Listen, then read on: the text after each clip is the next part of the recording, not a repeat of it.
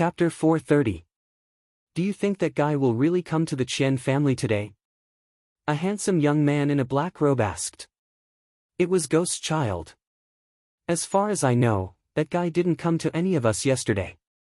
Instead, he went to the Li family and caused a ruckus in the Du family.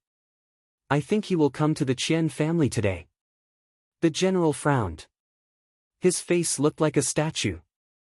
The aura around him seemed to be able to suppress mountains and rivers. No one dared to approach him. Do you think that guy is here for Li Shui? Princess Netherworld looked at the general. She was dressed beautifully. Half of her breasts were covered, and her short skirt was wrapped around her hips. She was extremely seductive. Anyway, that guy shouldn't be here for the Tianhu Empire. Gu Xinyan's beautiful eyes didn't show much emotion. Her eyes were as clear as autumn water. Her body under her red dress was like a willow tree, light and soft. Her temperament was otherworldly. It wouldn't be an exaggeration to say that she was perfect. Welcome, my Qian family is honored to have you here. Qian Wen hurried over. He was extremely polite to the general, Gu Xinyan, Ghost Child, and the others. He didn't put on any airs and greeted them as equals. Not to mention the power behind these young men and women, just the strength of these 5 young men and women was enough to make Qian Wen's heart tremble. We are classmates of Qian Guyu and Li Shui. As classmates, it is only right for us to come and congratulate you on this joyous occasion. Gu Xinyan said softly. Her every move was like a pure white flower on the misty celestial mountain, untainted by the mortal world. Everyone could understand what Gu Xinyan meant. They did not come here on behalf of the Wang mansion, but as private individuals. But this wasn't important. To the Qian family, the outside world had seen his son's wedding. Other than the Xie family, the other 7 Wang families had come. This was enough. At this moment, Qian Wen's heart was filled with joy. If Qian Guyu was still intact, it would be the greatest occasion for the Qian family. From then on, the Qian family would be able to prosper. Unfortunately, now, looking at the joyous and lively scene around her, the smile on her face revealed a heartache. Her eyes involuntarily narrowed as a faint cold glint flashed across them. The groom has arrived. Inside the Qian clan, a young man wearing a wedding robe came out of the inner hall, surrounded by many young people. It was Qian Guyu of the Qian clan, the main character of the day. He had a tall and sturdy figure, an extraordinary temperament and a handsome face. However, there wasn't much of a smile on his face, and he didn't even respond to the congratulations of the people around him. I can't feel any aura fluctuations. Could it be that he has really become a cripple? Many people in the crowd were curious, but they couldn't sense any aura fluctuations from Qian Guyu's body. After Wan greeted the general and the others, he naturally couldn't get along with the group of youngsters, so he tactfully left. He had a face full of smiles as he chatted with the surrounding guests who came to congratulate him.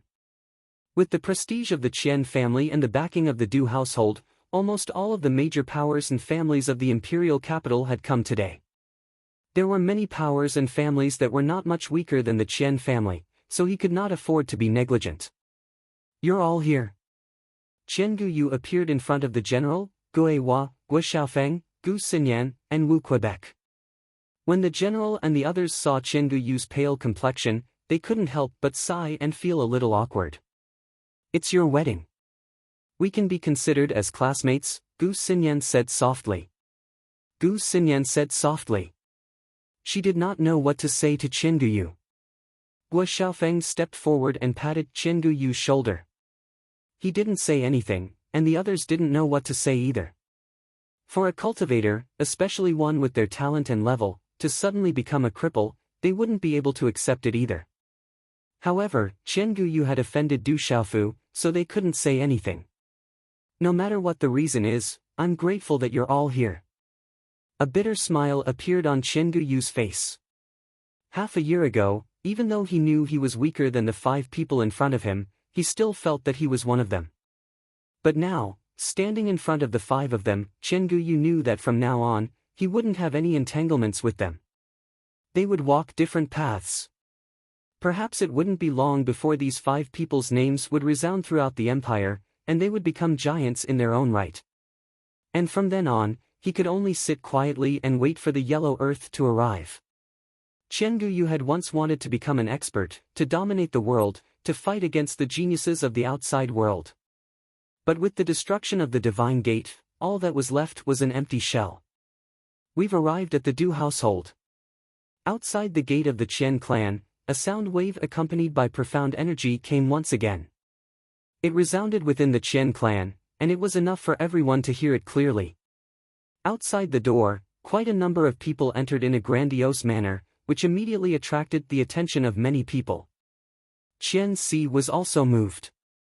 He bid farewell to an old man who was chatting and immediately stood up to welcome them. The Du household was one of the 8 great palaces. Even though it was said that the Du household was swept away yesterday, it didn't affect the Du household's status and prestige. Outside the Qian residence, there were 20 to 30 people from the Du household. They all had extraordinary temperaments and powerful auras. The leader was a young man in his late 20s. He was dressed in white and had black hair. His hair and clothes were fluttering in the wind. His hair and clothes were not tied up or tied. They fluttered slightly in the wind, which set off his tall and slender figure. As the young man appeared, the surrounding space seemed to solidify. An invisible wave of energy rippled out. There was a faint luster flowing on the young man's extraordinary skin. His eyes flashed with 1,000 kinds of lightning, causing people to tremble. It's him. He actually came out. Du Yi. He's Qian Guyu's cousin. His mother is from the Qian family. It's appropriate for him to represent the Du household today. He finally came out of seclusion. The general, Gu Xinyan, Gue Hua, Wu Kei and Guo Xiaofeng were all moved by the appearance of the young man in white. Please come in.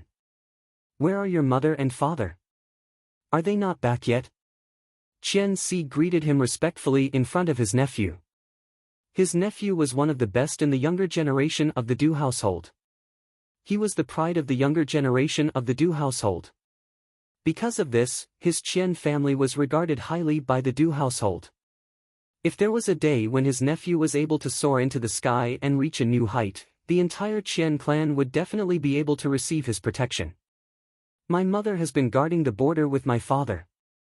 So this time, the family specially sent me to congratulate you. The young man in white was neither servile nor overbearing. His bearing was extraordinary.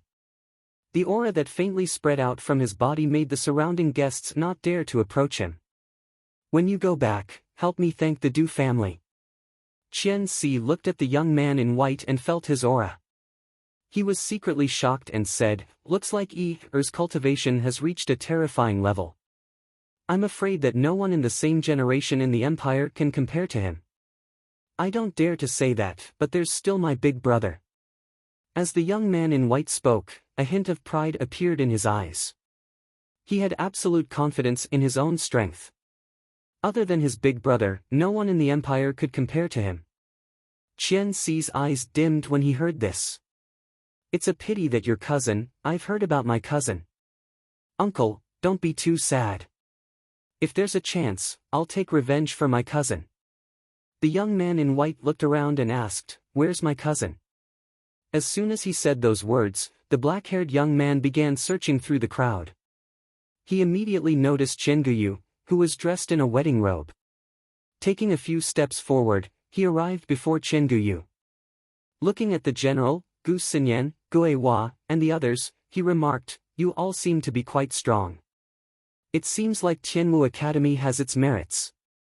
Greetings, cousin. Qian Guyu bowed.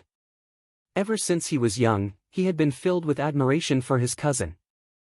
I've only come out of seclusion 2 days ago. I've heard about your matter, so don't be too sad. Du Yi patted Qian Guyu's shoulder, and his eyes flashed like lightning. That Du Xiaofu, I'll settle old and new debts with him. Cousin, forget it. I'm fine like this. Qian Guyu said softly. The bride has arrived. Before Qian Guyu could finish his words, there was a commotion outside the door. As soon as the voice sounded, the noisy crowd quietened down and many gazes turned to the door. "You, quickly go and receive the bride," Qian Si said to Qin Guyu. Many members of the Qian clan also followed suit. Going out to receive the bride was a custom, and they couldn't be careless about it. Even if there was something behind this marriage, with the attention of the entire empire, it couldn't be done carelessly. Receiving the bride, Qian Guyu raised his head and took a deep breath. He looked at his wedding robe and his lips twitched. Then, under the escort of the members of the Qian clan, he walked out of the door. "Quick, let's go and take a look at the bride. I heard that the bride is incomparably beautiful." Many guests also walked out, wanting to see the other main character of the day. Chapter 431. Following the arrival of the bride, the atmosphere in the Qian clan reached its peak. Countless cheers and shouts resounded throughout the Qian clan. Outside the gates of the Qian clan, hundreds of people were standing on top of majestic demonic beasts. Flying demonic beasts were hovering in the air, pulling the palanquin. Outside the palanquin, there were members of the Li clan sending the bride and groom off. Every one of them was brimming with joy. Some of them had hidden emotions in their eyes, but overall, they gave off a feeling of great joy. "Groom, quickly lift the curtain," someone told Qin Guyu. Cheers and shouts resounded throughout the Qian clan. Outside the Qian clan, there was a public square. At this moment, a sea of people had come to watch the show. Among the crowd, even the general, Gu Xinyan, Gue Hua, Wu Kei, and Guo Xiaofeng were there. Qian Guyu was escorted by many young men. He slowly walked to the front of the palanquin. Looking at the blurry figure behind the red curtain, he didn't know why, but his body trembled. Finally, under the cheers of the crowd, he lifted the red curtain of the palanquin. He looked inside the palanquin, his eyes trembling with anticipation. "Welcome the bride." A clear voice resounded outside the Qian clan. At this moment, countless eyes were fixed on the palanquin. In the Li clan, there were many young women on both sides of the palanquin. Zhang Jin was one of them. Under the gazes of the crowd, a woman in a red wedding dress slowly walked out of the palanquin. Her face was completely covered by a red curtain. She was immediately surrounded by dozens of young women. She was like a moon surrounded by stars. Although the red curtain covered her face, it wasn't difficult for the crowd to see that under the wedding dress was a graceful curve. It was enchanting and breathtaking. Li Shui's beauty had long been famous in the imperial capital. Now that Qin Guyu had married her, it immediately attracted countless envious gazes. "Congratulations, groom." At that moment, the bride came out, and countless people congratulated Qin Guyu, their voices sounding like a tidal wave. Today was the day of his son's wedding. Everyone in the imperial capital had gathered here. Among the 8 great manners, the 7th great manners had come. What kind of honor and face was this? Without a doubt, after today, the Qian clan would truly become the #1 clan under the 8 great manners.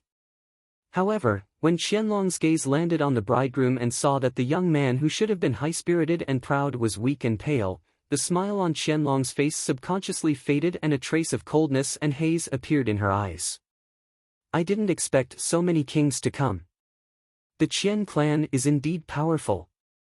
We can't afford to offend them." After the marriage alliance between the Qian clan and our Li clan, it will definitely bring great benefits to our Li clan. In the Li family's procession, Li Yu's eyes trembled. Her eyes were filled with joy as she looked at the Qian family. At this moment, there were many people from the Wang family. She was imagining a beautiful future. The Wolfang Escort Agency congratulates the Qian and Li families on their joyous occasion. Outside the Qian clan, a few figures slowly walked over and appeared behind the Li family's procession. Not many people paid attention to the Wolfang Escort Agency. Many people in the imperial capital knew about the Wolfang Escort Agency. It was considered a powerful escort agency. However, compared to the Qian clan and Li clan's guests, the Wolfang Escort Agency didn't seem to hold much weight.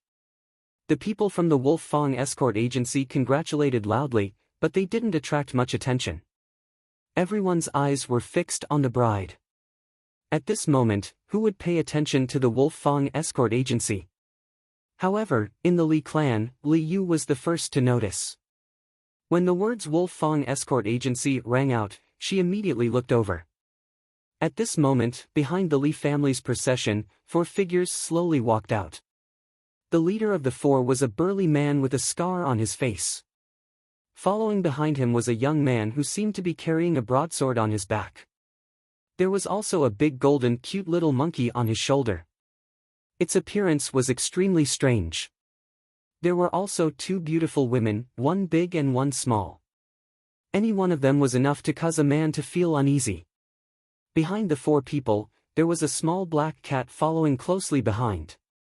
It was very strange. Looking at the 4 people, Li Yu was stunned for a moment. Then, his originally joyous eyes were filled with joy. His figure passed through the crowd without leaving a trace, and then he arrived beside the head of the Wolf Fang escort agency, Dark Wolf. Li Yu was dressed in a festive manner. His gaze swept across the 2 beautiful women, and a trace of greed flashed across his eyes. He lowered his voice and said to Dark Wolf, why did you send them here? Also, I only want the 2 women. I'll leave the man to you. But you did well. When the time comes, I'll definitely help persuade the Li family's trading company to cooperate with your Wolf Fang escort agency.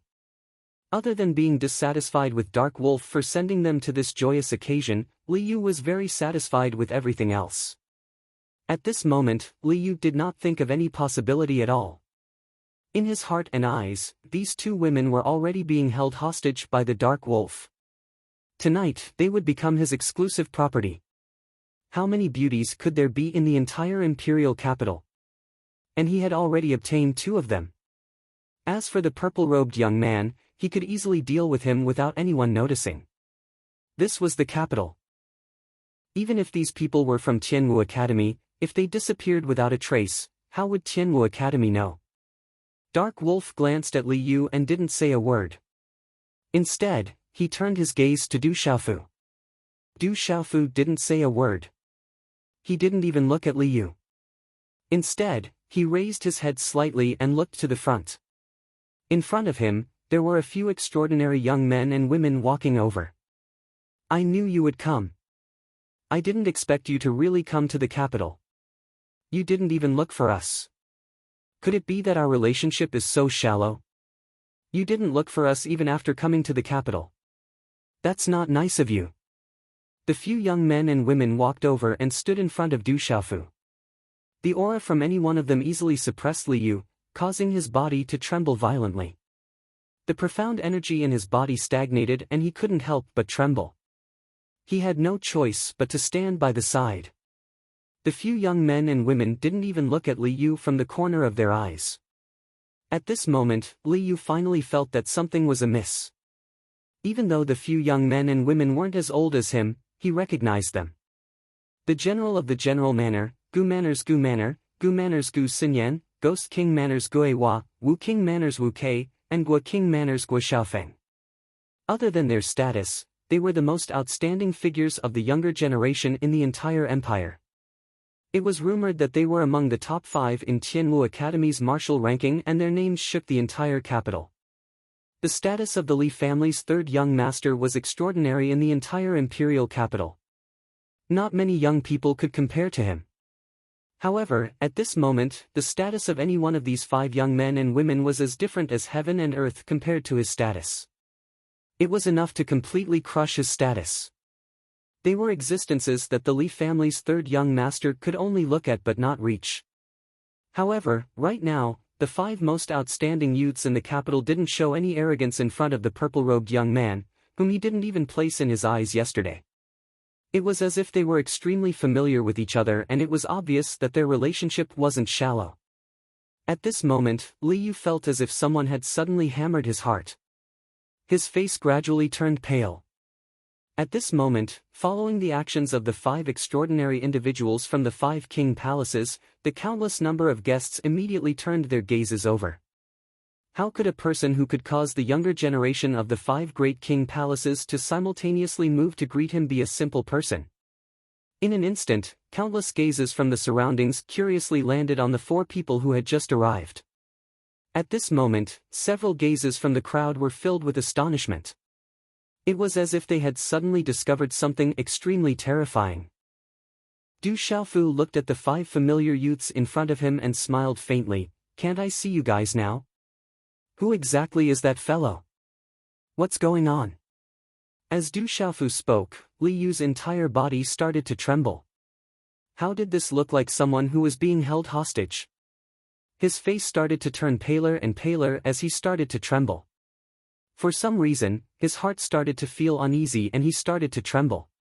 He looked towards the dark wolf, but unfortunately, the dark wolf completely ignored him. "That's Du Xiaofu, the Du Xiaofu who swept through the Du household yesterday. That purple-robed young man is Du Xiaofu. Why is he here? Is he Du Xiaofu?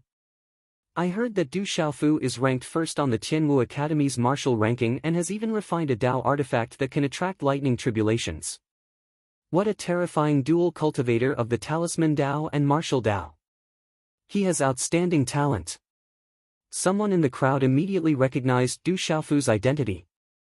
Many people had personally witnessed the scene of Du Xiaofu wreaking havoc in the Du household yesterday. The appearance of this ferocious young man in the Qian residence immediately caused a huge commotion. In the crowd, the bride, who was surrounded by many delicate women like stars around the moon, trembled slightly when she heard the sudden explosion of discussion around her. The groom, Chang Guyu, also looked to the front and saw the familiar purple-robed figure. He trembled slightly. "Du Xiaofu, how dare you come to my Qian residence today? Do you think that there's no one in my Qian residence who can stop you? I swear to the heavens that no matter who you are, I will not let you off." At this moment, a sharp and cold yell rang out from the crowd. Chapter 432. Qi. Just as he finished speaking, a figure shot out from the crowd like lightning. At the same time, a dazzling rune energy wave flashed out, and a palm print suddenly fell, directly passing through the crowd and suppressing Du Xiaofu. The terrifying energy wave caused the space to vibrate and boil like a vast ocean. The aura of a martial lord at the Nirvana realm erupted. In the entire imperial capital, he was considered an absolute expert. This sudden turn of events caused all the gazes in the surroundings to tremble. Du Xiaofu raised his head slightly, and his gaze moved slightly. With a raise of his hand, a fist print swept out, and a golden light burst out, directly colliding with the palm print that was suppressing towards him. Bang! A low and dull sound exploded, and the space trembled, and a huge wave of air swept out. Thump thump. A figure staggered and fell to the ground, only stabilizing his body after a few steps. Shock surged in his eyes. The person who had just attacked was the head of the Qian family, Wan Qian. So strong. Dark Wolf's eyes were filled with shock. Only now did he know that the person beside him was actually Du Xiaofu, who had caused a ruckus in the Du household yesterday. Although Dark Wolf had heard of such a shocking matter yesterday, he did not see it with his own eyes. If he had known that the person Li Yu had asked him to deal with yesterday was Du Xiaofu, who had caused a ruckus in the Du household, he would probably have directly kicked Li Yu out of the house. It's Qian Guyu's father, Wan Qian, the head of the Qian family. Oh, Yang Shuang spoke softly beside Du Xiaofu. Her long and slender legs and curvaceous figure outlined a devilish and seductive arc. Her beautiful face was so alluring that it could steal one's soul, causing many young men in the surroundings to involuntarily be unwilling to shift their gazes away, wanting to take a few more glances. Today is a joyous day for the Qian family and the Li family. I'm here to congratulate you. Why do you have to fight? Du Xiaofu slightly raised his head and looked at the 10,000 million sea snakes. They looked somewhat similar to Qian Guyu and gave off an extraordinary aura. However, their eyes were extremely cold. Du Xiaofu had already expected that the Qian family would not welcome his appearance. Therefore, Du Xiaofu understood that he did not hurt anyone. If he was bullied, then his drunkard father would not be polite. Du Xiaofu was not afraid of the Qian family, so he did not want to hurt them. Whoosh whoosh, just as Du Xiaofu had expected, after the tens of thousands of phantoms were forced back, the Qian family's fierce aura spread out, and a large number of phantoms suddenly rushed out, as if they were facing a great enemy. Their auras were tightly locked onto Du Xiaofu. Outside the Qian family, the festive atmosphere suddenly became heavy and tense. In the crowd, the white-clothed and black-haired young man from the Du family looked through the crowd and saw the purple-robed young man. His eyes flickered. The middle-aged man from Prince Xie's mansion also looked curiously at the purple-robed young man, who had a broadsword on his back and a golden macaque squatting on his shoulder. In the Li family's wedding procession, many people looked at the purple-robed young man curiously.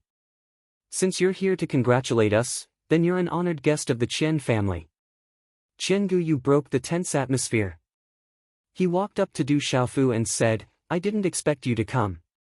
Many people looked at him with complicated expressions. Qian Guyu's eyes were black and white, but they had lost their usual vigor. "I didn't expect you to come."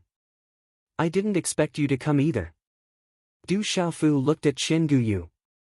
He didn't expect to meet Qian Guyu again under such circumstances.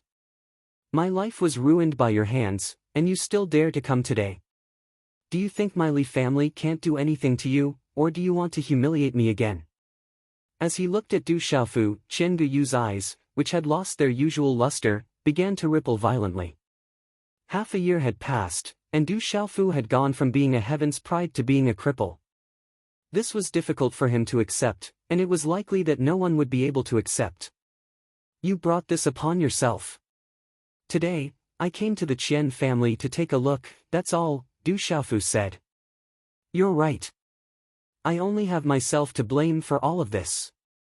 In the past half a year or so, I've thought about a lot of things. I've also thought about ending my life, but I'm unwilling to do so. Perhaps I don't have the courage to do so." Qian Guyu looked at Du Xiaofu as the intense emotions in his eyes subsided. He looked at Du Xiaofu and said softly, "Just like how I looked down on you before, I thought you weren't qualified to compare to me. Later, I found out that it was just wishful thinking on my part, just like how I treated Li Shui." Du Xiaofu didn't say anything. Ouyang Shuang didn't say anything.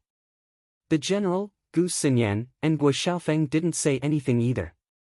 They just stood to the side and listened to Qian Guyu. "It's not bad to be able to see all of you again. Since you're here, since we're classmates, you can bear witness to this." Qian Guyu looked at Du Xiaofu, then at Ouyang Shuang, then at the general, Gu Xinyan, Guo Xiaofeng, Gue Hua, and the others.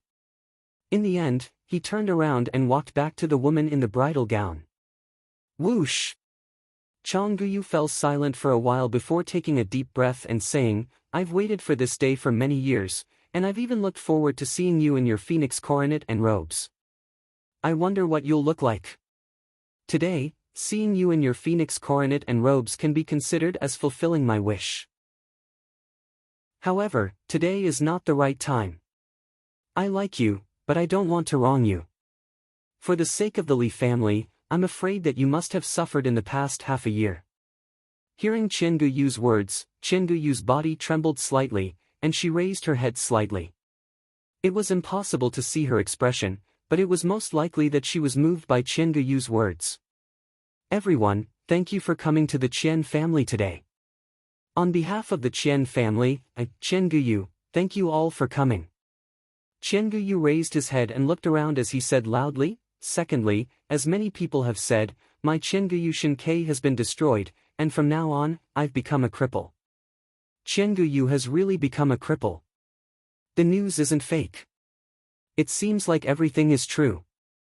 There's no smoke without fire." As soon as Qian Guyu finished speaking, the guests outside the Qian family were in an uproar. Qian Guyu had personally confirmed that the young master of the Qian family, Qian Guyu, had really become a cripple. This news was like a bomb to the guests. Everyone in the Qian family looked at Qian Guyu, then at Du Xiaofu. Their gazes were filled with coldness, anger, and coldness. "What is he trying to do?" Wu Kei said softly, her alluring figure leaning against Ghost Child's side. "Finally, I want to announce," Qian Guyu looked at the uproar in the crowd and continued, "My wedding with Li Shui is cancelled today. The Qian family and the Li family have cancelled the engagement. Once again, Thank you all for coming today. As soon as he finished speaking, Chen Guyu bowed deeply to the crowd. The wedding is cancelled. The engagement is cancelled. What's going on? As soon as Chen Guyu finished speaking, the crowd went into an uproar. Everyone was shocked. Everyone from the Li clan who was sending off the bride had complicated expressions on their faces. This scene was completely out of everyone's expectations. What are you doing? Chen Guyu's expression changed drastically as he shouted at Chen Guyu. Father, forget it.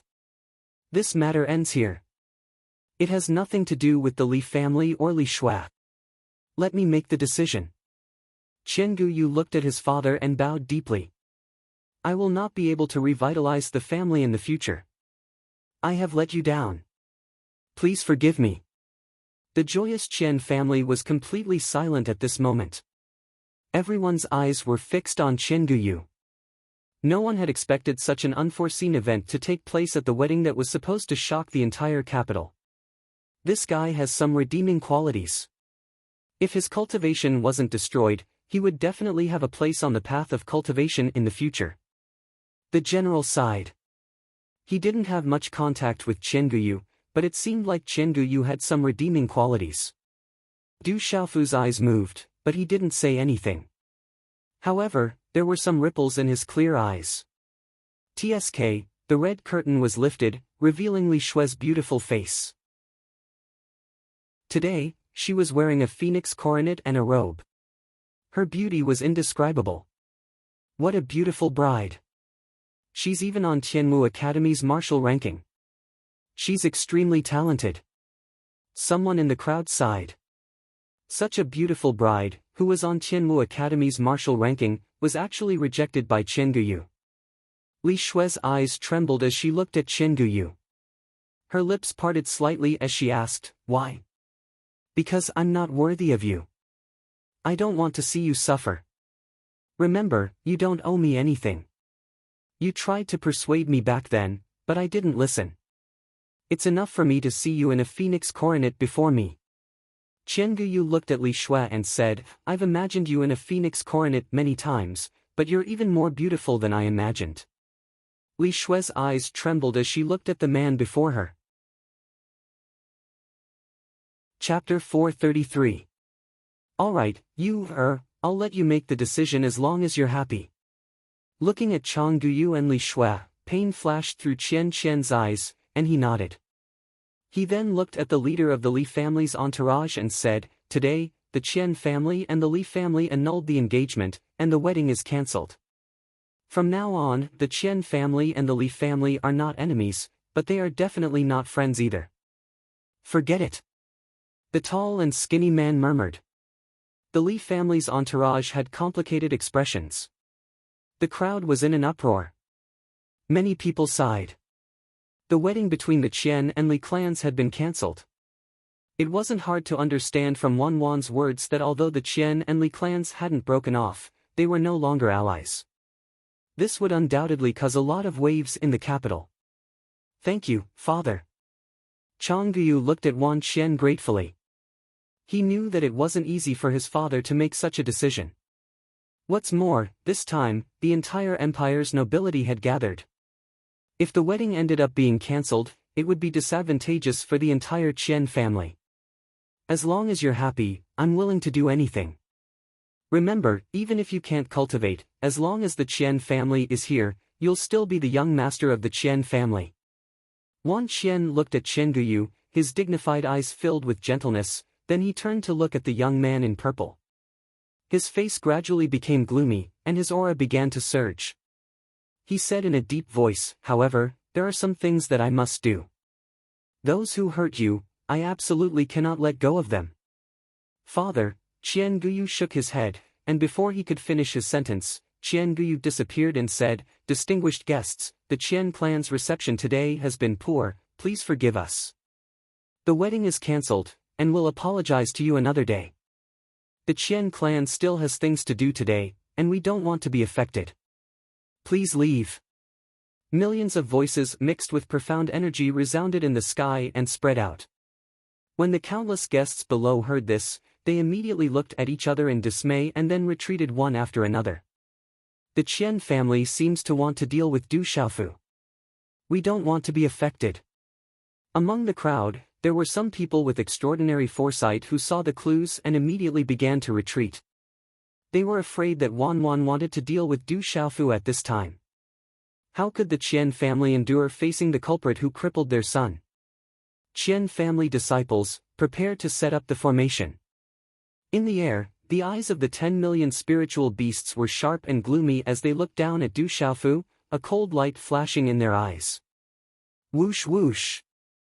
Thousands of figures suddenly surged out from inside and outside the Qian clan after Wan's words sounded. Over 100 figures soared into the sky, and all of their auras were at the pulse spirit stage. The auras of several old men were obviously at the martial marquee realm. Waves of terrifying auras spread out and enveloped Du Xiaofu. Boom! Suddenly, the wind and clouds surged in midair. Waves of aura rippled, and runes could be faintly seen flashing about. It had the power to suppress the sky. The profound qi in the bodies of the weaker cultivators instantly stagnated under the sudden release of this aura, and their bodies trembled from the pressure. Judging from the strength displayed by the Qian family, it was not without reason that the Qian family was one of the top families in the capital. Such strength was not something that any family could produce. Do it. Kill them and it'll be fine. In a corner of the Li family, Li Yu had already secretly hid in the crowd. Through the crowd, he looked at the purple-robed youth and narrowed his eyes. Outside the Qian family, a great battle was about to break out. The atmosphere was tense and everyone retreated, afraid that they would suffer an unexpected calamity.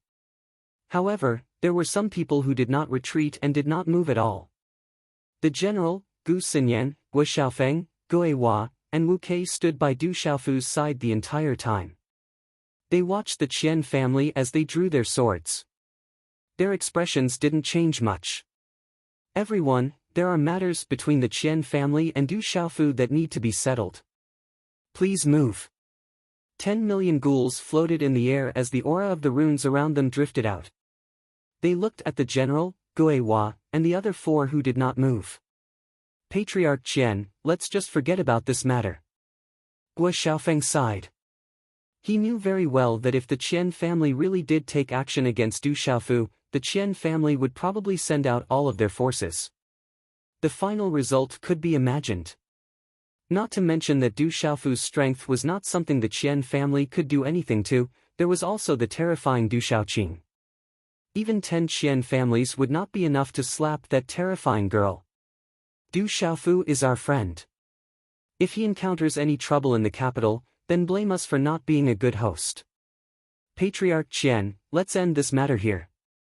General opened his mouth and looked at the 10 million ghouls. His aura that could suppress mountains and rivers made the 10 million ghouls in the air feel uneasy. The people from the 5 great princes' palaces are all standing beside Du Xiaofu. It seems like the people from the 5 great princes' palaces are not here for the Qian family, but for Du Xiaofu. As General and the others spoke, they retreated to a nearby guest area. Immediately, there were discussions among the guests. Looking at the situation, the relationship between the people from the 5 great princes' palaces and Du Xiaofu was much stronger than the Qian family. However, at this moment, not many people could tell that the general, Wu Xiaofeng, and the others were standing beside Du Xiaofu on the surface. In fact, it was the same as well. However, the general, Wu Xiaofeng, and the others' actions could be considered as giving the Qian family a way out. They wanted to secretly prevent the Qian family from finding trouble with Du Xiaofu for the sake of Qian Guyu. They were very clear that if the Qian family were to take action, the consequences would definitely be unimaginable. Wan Qian's expression changed as he hovered in the air. At this moment, he naturally understood that the main reason why the people from the 5 great king palaces came to the Qian clan was not because of the Qian clan, but because of Du Xiaofu. Yesterday, Du Xiaofu caused havoc in the Du residence and swept away the experts of the Du residence. As the head of the Qian family, how could Qian not know? However, after all, he did not see it with his own eyes. Moreover, at this moment, the enemy of his exiled son was right in front of him, and they could not live under the same sky. Qian was enraged. How could he let it go so easily? It was precisely because he knew how terrifying Du Xiaofu was and what happened to the Du residents yesterday that he set up a formation to deal with him from the beginning. Head of the Qian family, this matter is settled. My Ouyang Palace and Du Xiaofu have some relations. If the Qian family really wants to do something, my Ouyang Palace will definitely not stand by and watch. Amidst the crowd, an extraordinarily handsome and dignified middle-aged man that seemed to be in his 40s walked out. Every single move he made revealed a noble aura, and the few burly men and young men by his side all possessed extraordinary bearings and extraordinary auras. It's the second master of the Ouyang Palace, Ouyang Qiu, who was the first to arrive. Ouyang Palace is also related to Du Xiaofu. Looking at the dignified middle-aged man, some people in the crowd were discussing and were quite surprised. Ouyang Qiu's meaning was very clear, there was toughness in his politeness. If they dared to touch Du Xiaofu today, the Ouyang Palace would also take action against the Qian family. Ouyang Qiu walked out and under the gaze of many people, he slowly walked to Du Xiaofu's side. Greetings, second uncle. Ouyang Shuang bowed with a smile.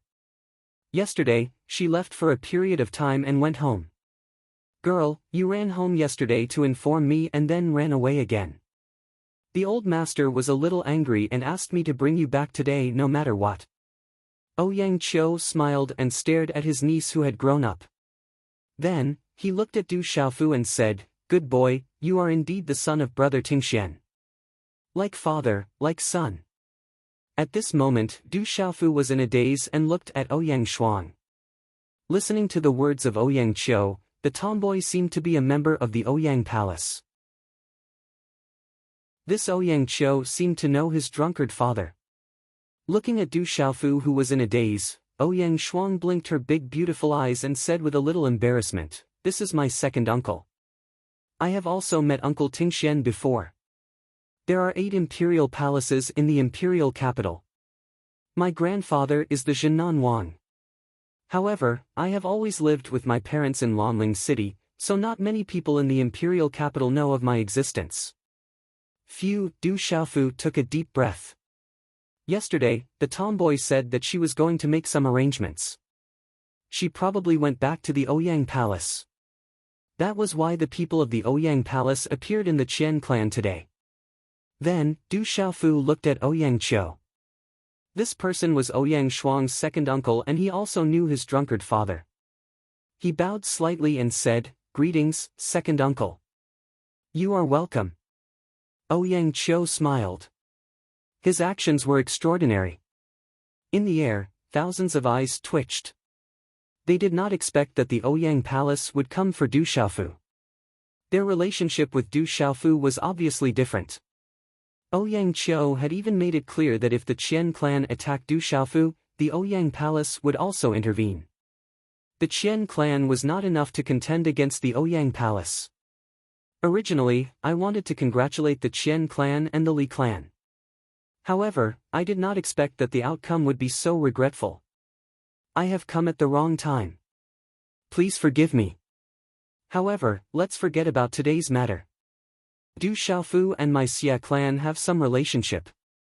If the head of the Qian clan wants to attack, my Xia clan will not stand by and do nothing. Following a delicate voice, the cry of a demonic beast resounded. A large white condor that was as white as snow and emitted an icy aura appeared in the sky, accompanied by a gust of cold air as it flapped its wings. A lady wearing a light blue dress stood on the large white condor. Her waist was slim and her skin was smooth. She did not wear any makeup and her red lips were not red. A few strands of hair casually fluttered around her waist.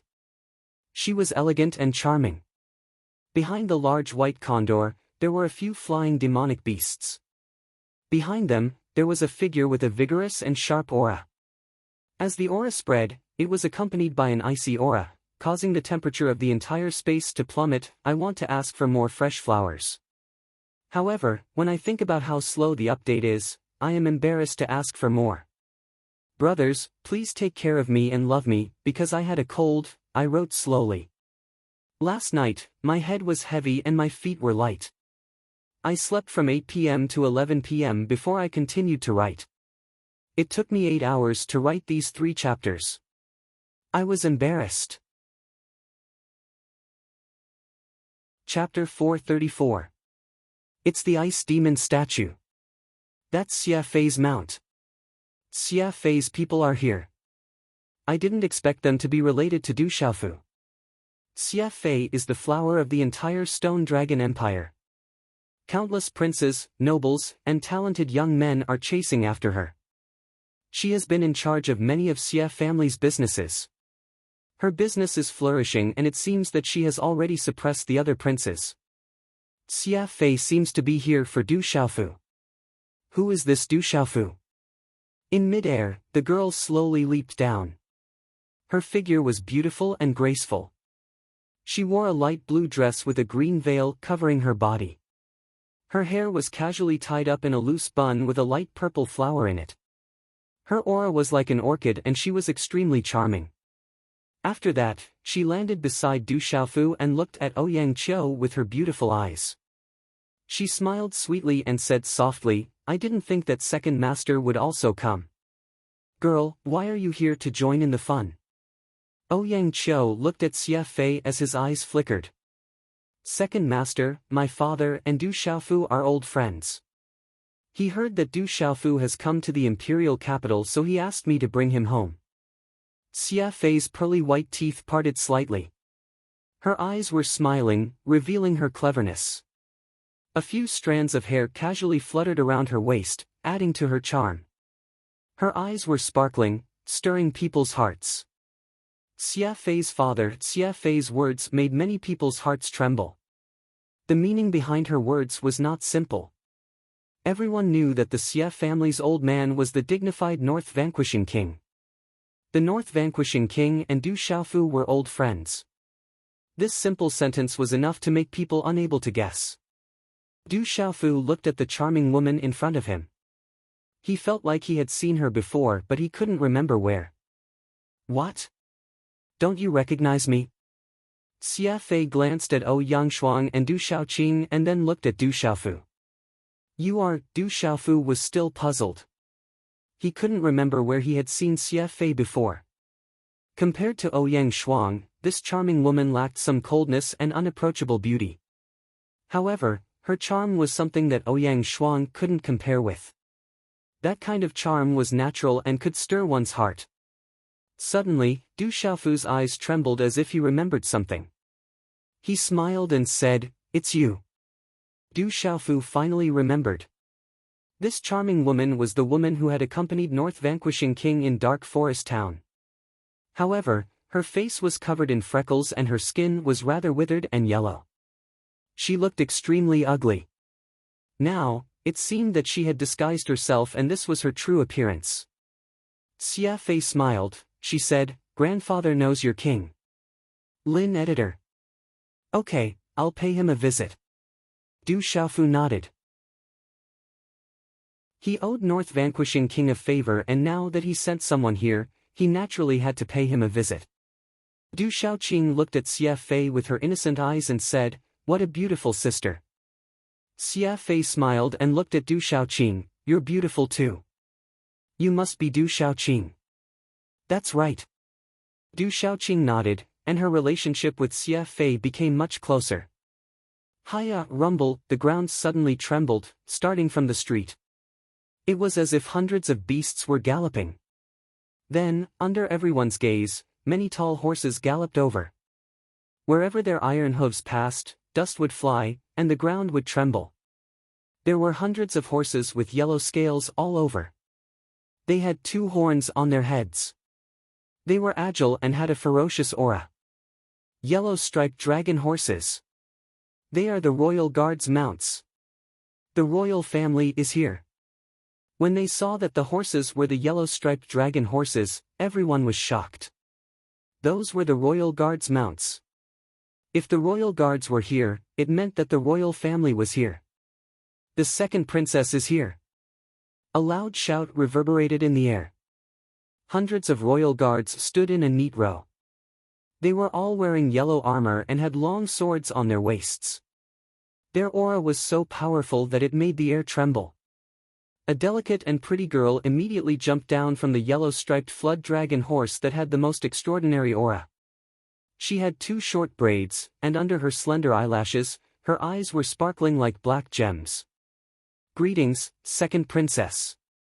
Seeing the girl jump down from the yellow-striped dragon horse, the surrounding people all bowed respectfully. The onlookers in the distance all knelt down on the ground. The experts from the Qian clan and the Qian clan who were floating in the air had no choice but to kneel down on one knee. No one dared to not bow. The royal family was above the 8 great imperial mansions. They controlled the empire. The second princess was a noble person. Even the general, Guo Xiaofeng, Gu Xinyan and the others bowed slightly. Only Ouyangqiu, Du Xiaofu, Du Xiaoqing, Du Xiaoyao and the little tiger didn't bow. "Everyone, please rise." The girl with braids got down from the horse and went to Wu Quebec. She said, "Cousin, why didn't you come to the palace to play with me? I just came back from the college. I was planning to go to the palace to visit my uncle." Wu Kei said. She wasn't just a princess of the Netherworld. She was a princess of the Stone Dragon Empire. Her mother was the sister of the current king of the Stone Dragon Empire. "Greetings, senior brothers and sisters." The girl nodded to the general, Gu Xinyan and the others. She didn't put on the airs of a princess at all. Finally, she went to Du Xiaofu. Her face was delicate and beautiful. Under her long eyelashes, her big eyes were sparkling like black gems. She looked at Du Xiaofu and said, "We meet again. I went to the inn where you stayed but couldn't find you, so I came here. Luckily, I finally found you. Why are you looking for me?" asked Du Xiaofu. He naturally knew this girl. Her name was Cheng Yan. She was an influential person among the new students of Tianmu Academy. They had fought against each other when they first entered Tianmu Academy. Later, he found out that she was the second princess of the Stone Dragon Empire. "My imperial father asked me to summon you to the palace, but I don't know why," Cheng Yan said. She just got the order from her elder sister in the morning. She didn't know what her father wanted to do with Du Xiaofu. But thinking that it was to find Du Xiaofu, she didn't know why she immediately went out of the palace to look for him, with some inexplicable little expectations in her heart. Du Xiaofu frowned. He didn't know why the king of the Stone Dragon Empire wanted to see him. Du Xiaofu didn't know if he should go or not. Ouyang Shuang, who was beside Du Xiaofu, secretly nodded her head in acknowledgement. Since the emperor of the empire had summoned her, she had to go. "All right, but I have to go to Prince Xie's mansion to visit the North Vanquishing Prince first. Can I go to the palace later?" Du Xiaofu nodded to Cheng Yan after seeing Ouyang Shuang's nod. As soon as Du Xiaofu's voice fell, many people around him were surprised. The emperor of the empire had summoned him, but this guy didn't take it seriously and even wanted to visit North Vanquishing Prince first. They didn't know if he really didn't know the rules or if he was really bold. Xia Fei's beautiful face revealed a wry smile. Going to see the North Vanquishing Prince first and then the king. This was clearly making the imperial family think too much. Many of the imperial guards had ugly expressions when they heard Du Xiaofu's words. However, since the second princess didn't say anything, they didn't dare to interrupt. "All right, then you can go later. This is my token. You can find me at any time and I'll take you to see my imperial father." Cheng Yan nodded. She handed over a token with dragon and tiger stripes to Du Xiaofu and turned around to jump on her yellow flood horse. "I'll wait for you in the palace. Don't go too late. Otherwise, my imperial father will blame me." Cheng Yan left with the imperial guards after she finished speaking. They came quickly and left quickly. However, as Cheng Yan left, everyone's gazes turned to Du Xiaofu again. Their gazes had become extremely complicated. No one would have thought that Du Xiaofu was actually related to the imperial family. Within the crowd, the hair of Du Yi from the Du clan fluttered slightly as he looked at the purple-robed young man, who was surrounded by many Wangfu. Just now, the royal family had also come to summon him. Within his eyes, a cold glint gradually gushed out. Qian and the other members of the Qian family had ugly expressions on their faces. Du Xiaofu was protected by the various princes and was summoned by the imperial family.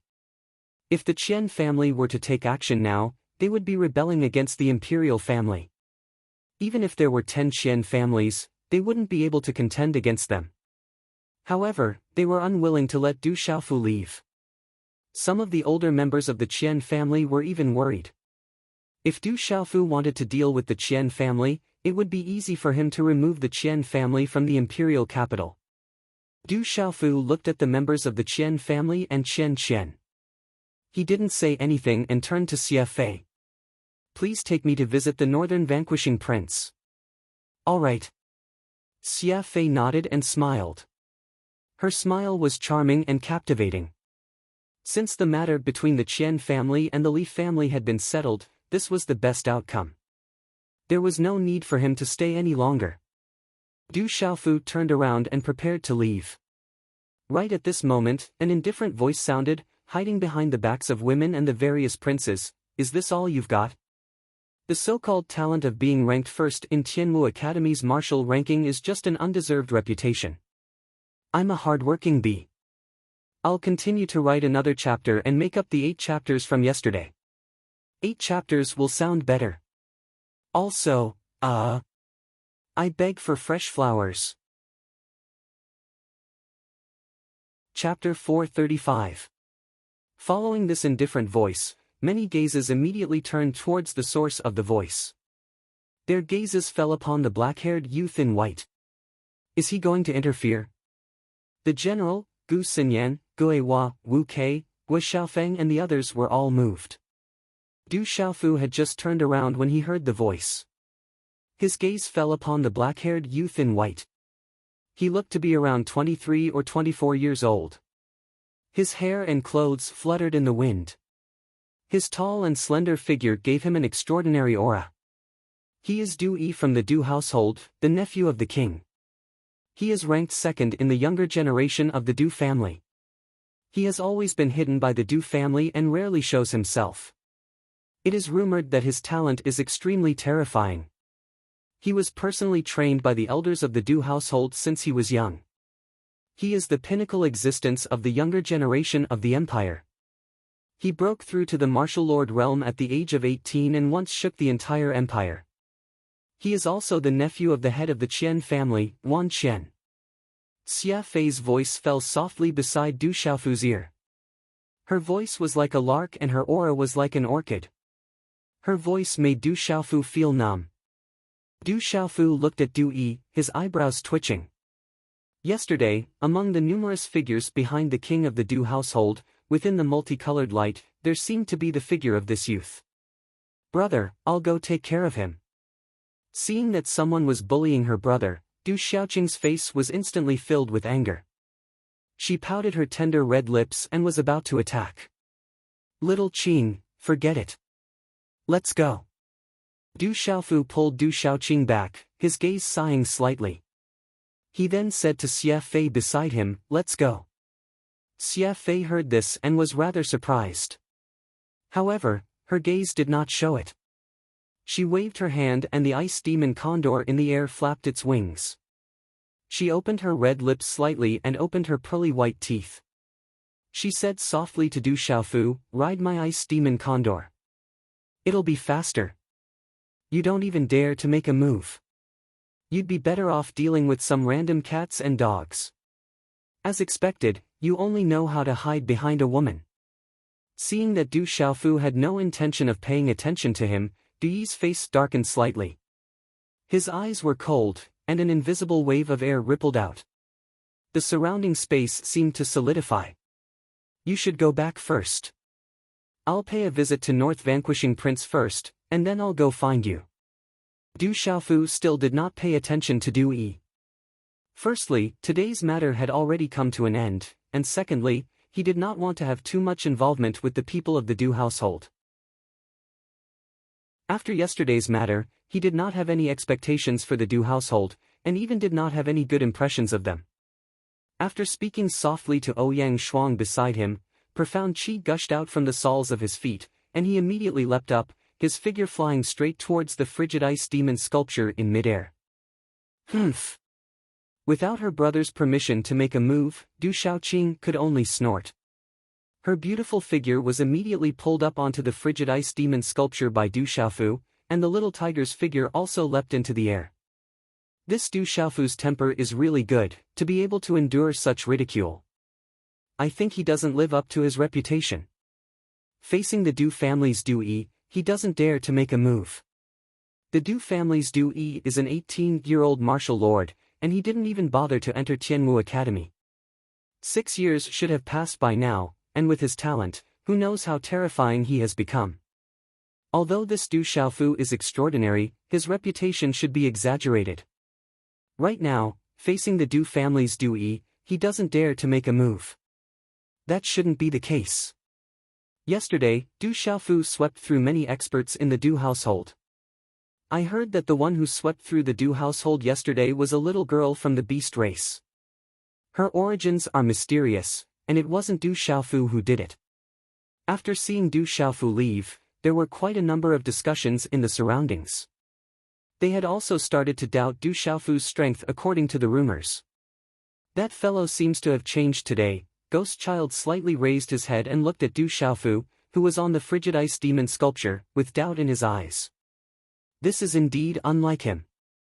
Guo Xiaofeng was also puzzled. This is him. Losing his patience after being ridiculed by others, that's not his character. The general crossed his arms in front of his chest, and a light flickered in his eyes as he said, I'm afraid that he doesn't even care about Du Yi. Let's go. Xia Fei's beautiful figure leaped onto the frigid ice demon sculpture, and her graceful figure drifted down, causing many people below to be in a daze. She looked at Du Xiaofu with a faint smile and gave a signal with her mind. The frigid ice demon sculpture let out a screech, flapped its wings, and soared into the sky. Ha ha ha ha, you really only know how to hide under the protection of women and others.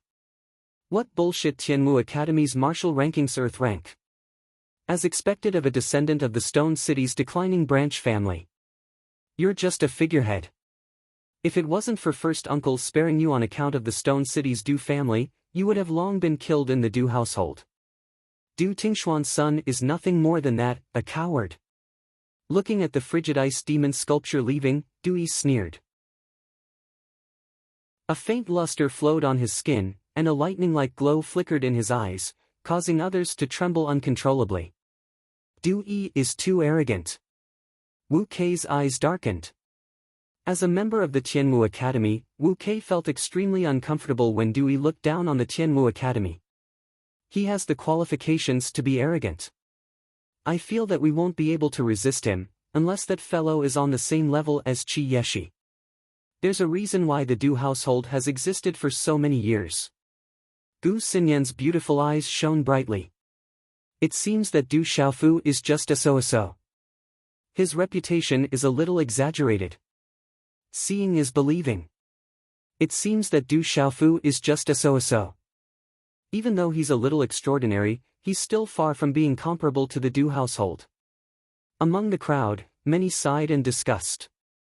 The Du household was still the Du household, the #1 household in the empire. Qi! Suddenly, just as everyone was discussing, a sharp sound of wind breaking resounded in the sky. Following which, a figure wrapped in golden light flashed across the sky like a bolt of golden lightning and landed on the ground. Boom! The golden figure landed on the ground, causing the ground to tremble violently. The golden light retracted and everyone saw a purple-robed youth with a mysterious broadsword on his back. It was Du Xiaofu, who had just left. Tianwu Academy isn't a place for you to make irresponsible remarks. The name Du Tingxian is not for you to say. As the purple-robed figure landed on the ground, a young and clear laughter resounded. The sound waves rumbled and spread in all directions, resounding across the horizon. Everyone was stunned when they saw Du Xiaofu return. The Qian family, Li family, Ouyang Manor, and the other families were visibly moved. That fellow finally couldn't hold himself back. Wu Kei smiled. Her alluring figure gently leaned on Ghost Child's body, causing many people to look at Ghost Child with envy. He's back. It's time for Du Yi to suffer. On the general's imposing body, there was a faint bronze color to his skin. His facial features were distinct and deep. He smiled faintly and said, I really want to know how far he has progressed in the Tianwu talisman realm in half a year. Gee, in the air, the frigid ice demonic condor returned. Xia Fei, Du Shaoqing, Du Xiaoyao, and the little tiger stood on the back of the frigid ice demonic condor. They looked down and had no intention of jumping down. Looking at Du Xiaofu, who had suddenly returned, Du Yi and many members of the Du family were stunned. It seemed like they had not expected this. Humph. Looking at Du Xiaofu, a tall youth stood behind Du Yi with his hands behind his back. He was the influential figure among the freshmen of Tianwu Academy. Du Qi's tall and straight figure made him look more handsome and noble. On his handsome face, there was a trace of coldness in his clear eyes. He said, Do you really think that a branch family member can contend against the main family? Why? Aren't you going to hide under the protection of a woman? Looking at Du Xiaofu, who had left and returned, Du Yi took 2 steps forward. His eyes flickered with a cold glint. A trace of disdain flashed through his sneering eyes as he said, Since you want to prove Tianwu Academy and your father, Du Tingxian, I'll give you a chance. As long as you dare to fight with me once, regardless of the outcome, I'll let you leave.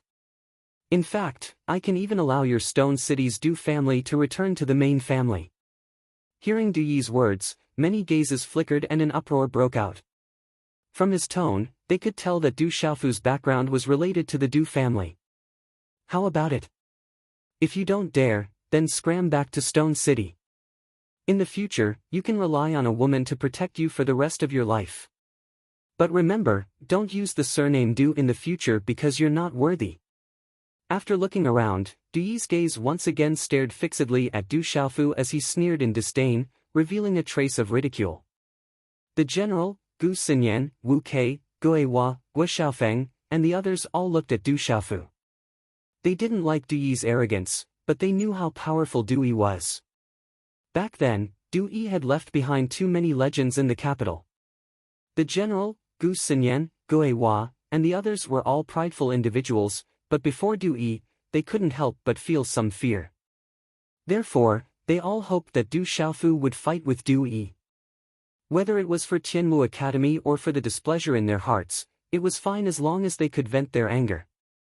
At this moment, the gazes of the entire audience were all focused on Du Xiaofu. Everyone wanted to know if that ferocious youth in the rumors would dare to fight in the face of Du Yi's provocation and provocation. Was his reputation exaggerated, or did he really have outstanding talent? Chapter 436. Phew!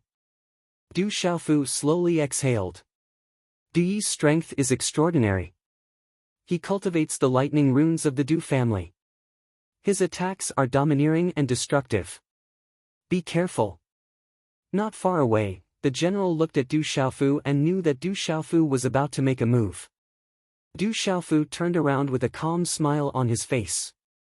He smiled at the general and said, Do you think that the people on the martial ranking would be weaker than the Du family? When the general heard this, he was slightly taken aback. Then, a smile appeared on his chiseled face. He said to Du Xiaofu, Don't be so courteous. Don't worry about it. I will accompany you on behalf of the general's residence. There's also the Gu residence. Gu Xinyan raised her eyes. Her nose was tall and straight, her red lips were moist and translucent, and her teeth were as white as pearls. Her beautiful eyes shone brightly. Don't stand on ceremony. I'll accompany you on behalf of the Ghost King residence, Ghost Child said indifferently. On his handsome face, the radiance in his eyes was not to be underestimated. There's also the Wu King residence. Wu Kei smiled. Let some people know that the martial ranking of our Tianwu Academy is not bullshit. Don't worry about it. If anyone dares to do anything, the Gu residents will accompany them.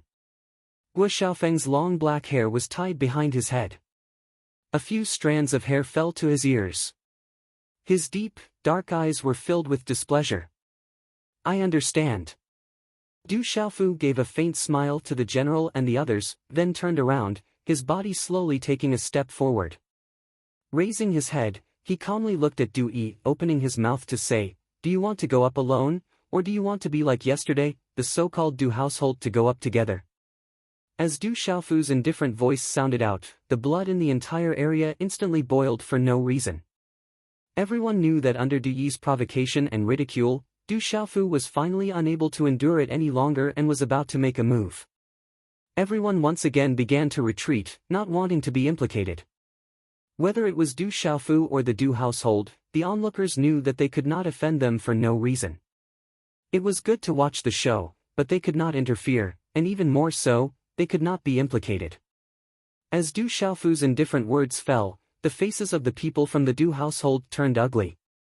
What happened yesterday was the biggest insult to the Du household. All the experts from the Du household were wiped out. Du Xiaofu. Du Xiaofu. Du Xiaofu was undoubtedly Du Xiaofu. Du Xiaofu. Du Xiaofu. Was the Du household. Of the Du on the ice demon sculpture, Xia Fei stood quietly as she looked below. A strand of hair by her ear fluttered in the wind, adding to her charm. Du Yi's cold and arrogant face instantly turned gloomy at this moment. His eyes glanced at the general and the other four people behind Du Xiaofu. A cold glint flashed across his handsome face as he said in a deep voice, "Don't think that you can contend against the main clan just because you have someone backing you. I alone am enough to deal with you." Du Xiaofu raised his head. At this moment, his clear eyes were filled with a domineering aura. A golden light blossomed in his eyes as he looked straight at Du Yi. He opened his mouth and said, "You are not qualified." Ha ha ha. Hearing Du Xiaofu's words, Du Yi's cold smile was not angry, but instead, he laughed. However, at this moment, anyone could hear the coldness in his laughter that made one's heart tremble. Boom! As Du Yi's laughter subsided, waves of air rippled out from Du Yi's body. Light flickered on his skin and swept across the sky like a storm. The surrounding space trembled for no reason. Above the sky, layers of dark clouds gathered. Lightning flashed and thunder roared, causing people's hearts to tremble. Looking straight at Du Xiaofu, Du Yi's arrogant face revealed a cold smile. He arrogantly shouted, "Brat, you asked for it. Today, on behalf of the family, I will bring down the family law." Crawl. Du Yi's body trembled as his cry sounded. The glow within his eyes was like a lightning glow. His body transformed into a lightning-like afterimage and appeared in the air in front of Du Xiaofu in a short instant. Thunder Fist. Everything happened as fast as lightning. Du Yi's figure swooped down. His hand seals changed. His 5 fingers clenched into fists. On his fists, lightning overflowed. Behind him, the wind and clouds surged. His fist was like a thunderball, ruthlessly sweeping down. The battle between the two was on the verge of breaking out. At this moment, everyone's eyes trembled. Du Yi was too strong. His tyrannical strength exceeded many people's expectations. Sky-shaking wings. Du Yi was very fast. However, at the same time his fist fell, Du Xiaofu also moved. He waved his hand and directly stretched out his right arm. On his hand's seal, layers of mysterious golden talisman patterns overlapped. The tyrannical aura was like a volcanic eruption. Bang! Bang! The thunder fist shook the sky. Du Yi's entire body was overflowing with lightning. Du Xiaofu's golden light flashed and soared into the sky. One fist and one hand collided. A low muffled sound of energy suddenly exploded. Dazzling runes bloomed and waves of air soared into the sky. Chi-chi. A terrifying wind swept out and spread. Du Yi's figure was directly forced to retreat.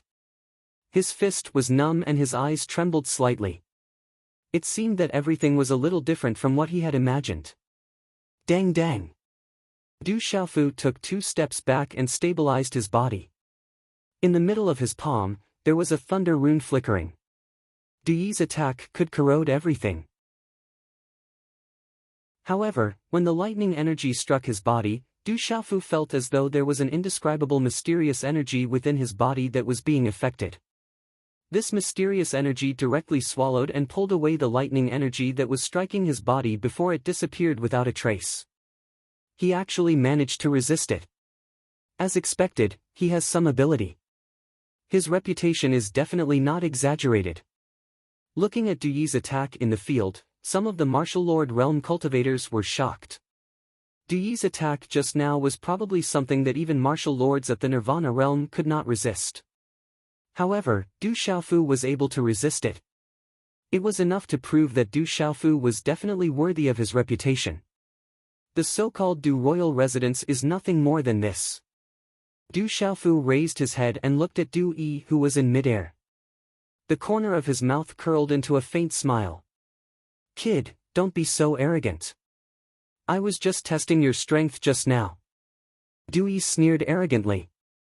He clenched his fist and the runes around his body surged. Dark clouds gathered in midair behind him and a mighty aura swept across the sky from his body. It channeled the energy of heaven and earth. Lightning flashed and thunder rumbled as the air trembled. A terrifying aura spread across this part of the world, causing the celestial chi in the bodies of those below who were not strong enough to stop and freeze. Under the pressure of the aura of lightning and thunder, it made people's hair stand on end and their souls tremble. Martial Lord Realm at the peak of the Nirvana Realm. Du Yi has already reached the peak of the Nirvana Realm. Gosh, in 6 years' time, from the initial stage of the Martial Lord Realm to the peak of the Martial Lord Realm. What a terrifying breakthrough speed. A 24-year-old Martial Lord Realm at the peak of the Nirvana Realm. It is very likely that he will be able to step into the Martial King Realm before the age of 30. This talent is too terrifying. As expected of the peak of the younger generation from the Du Royal Residence. Facing the terrifying aura that swept across this part of the world, countless gazes in the surroundings trembled. He is really strong. The general, Gu Xinyan, Wu Xiaofeng, and the others were all moved at this moment. Martial Lord Realm at the peak of the Nirvana Realm. If they did not enter the heavenly Martial Talisman Realm in the past 6 months in exchange for 5 years' time, they would probably not be able to compare with Du Yi. Even if they had an extra 4.5 years' time now, counting the time of cultivation, they were almost the same as Du Yi. However, in terms of cultivation level, there was still a gap between them. Kid, you must remember this. How can a branch family member compete with the main family? You think you are extraordinary just because you have some talent. Little do you know that in front of me, you are nothing. Looking at the countless shocked gazes in the surroundings, Du Yi laughed proudly. His talent was astonishing since he was young.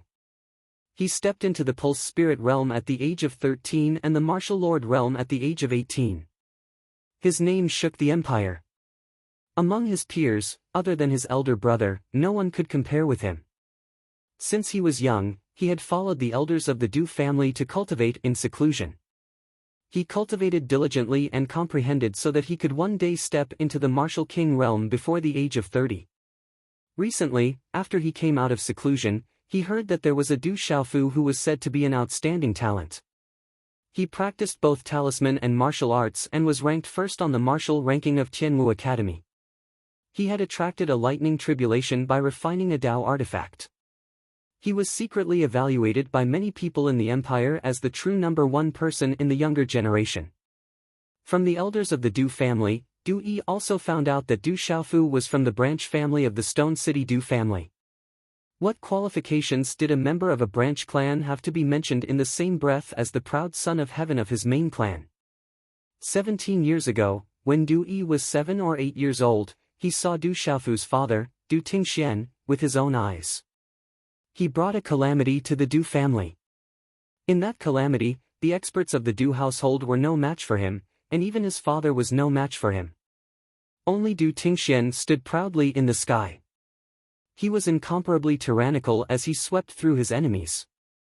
That tyrannical figure was imprinted in Du Yi's heart. In the depths of Du Yi's heart, he secretly swore that one day, he would surpass Du Tingxian. However, when Du Yi came out of seclusion full of confidence and planned to fight against the Tianhu Empire for the Stone Dragon Empire, he learned that Du Tingshuan's son had already become famous in the empire. Moreover, the elders of the clan wished to recruit him into the main family and nurture him. Du Yi couldn't accept this. He wanted to let the outside world know that Du Xiaofu's so-called outstanding talent was nothing in front of him. He wanted to let the few elders of the clan know that a branch family's son couldn't compete with him. That kid's talent isn't weak. He is a promising talent. It's just that his personality is lacking. I'm afraid his future will be limited. It's a pity. Zhen Qingquan's voice suddenly sounded in Du Xiaofu's ears. Chapter 437. That kid's talent isn't weak and can be molded. It's just that his personality is lacking and his future is limited. What a pity, Zhen Qingquan's voice suddenly sounded in Du Xiaofu's ears. Martial Lord Peak of the Nirvana Realm. Du Xiaofu raised his head and looked at the sky. Under the pressure of the wind and clouds, his purple robe fluttered and his black hair moved slightly.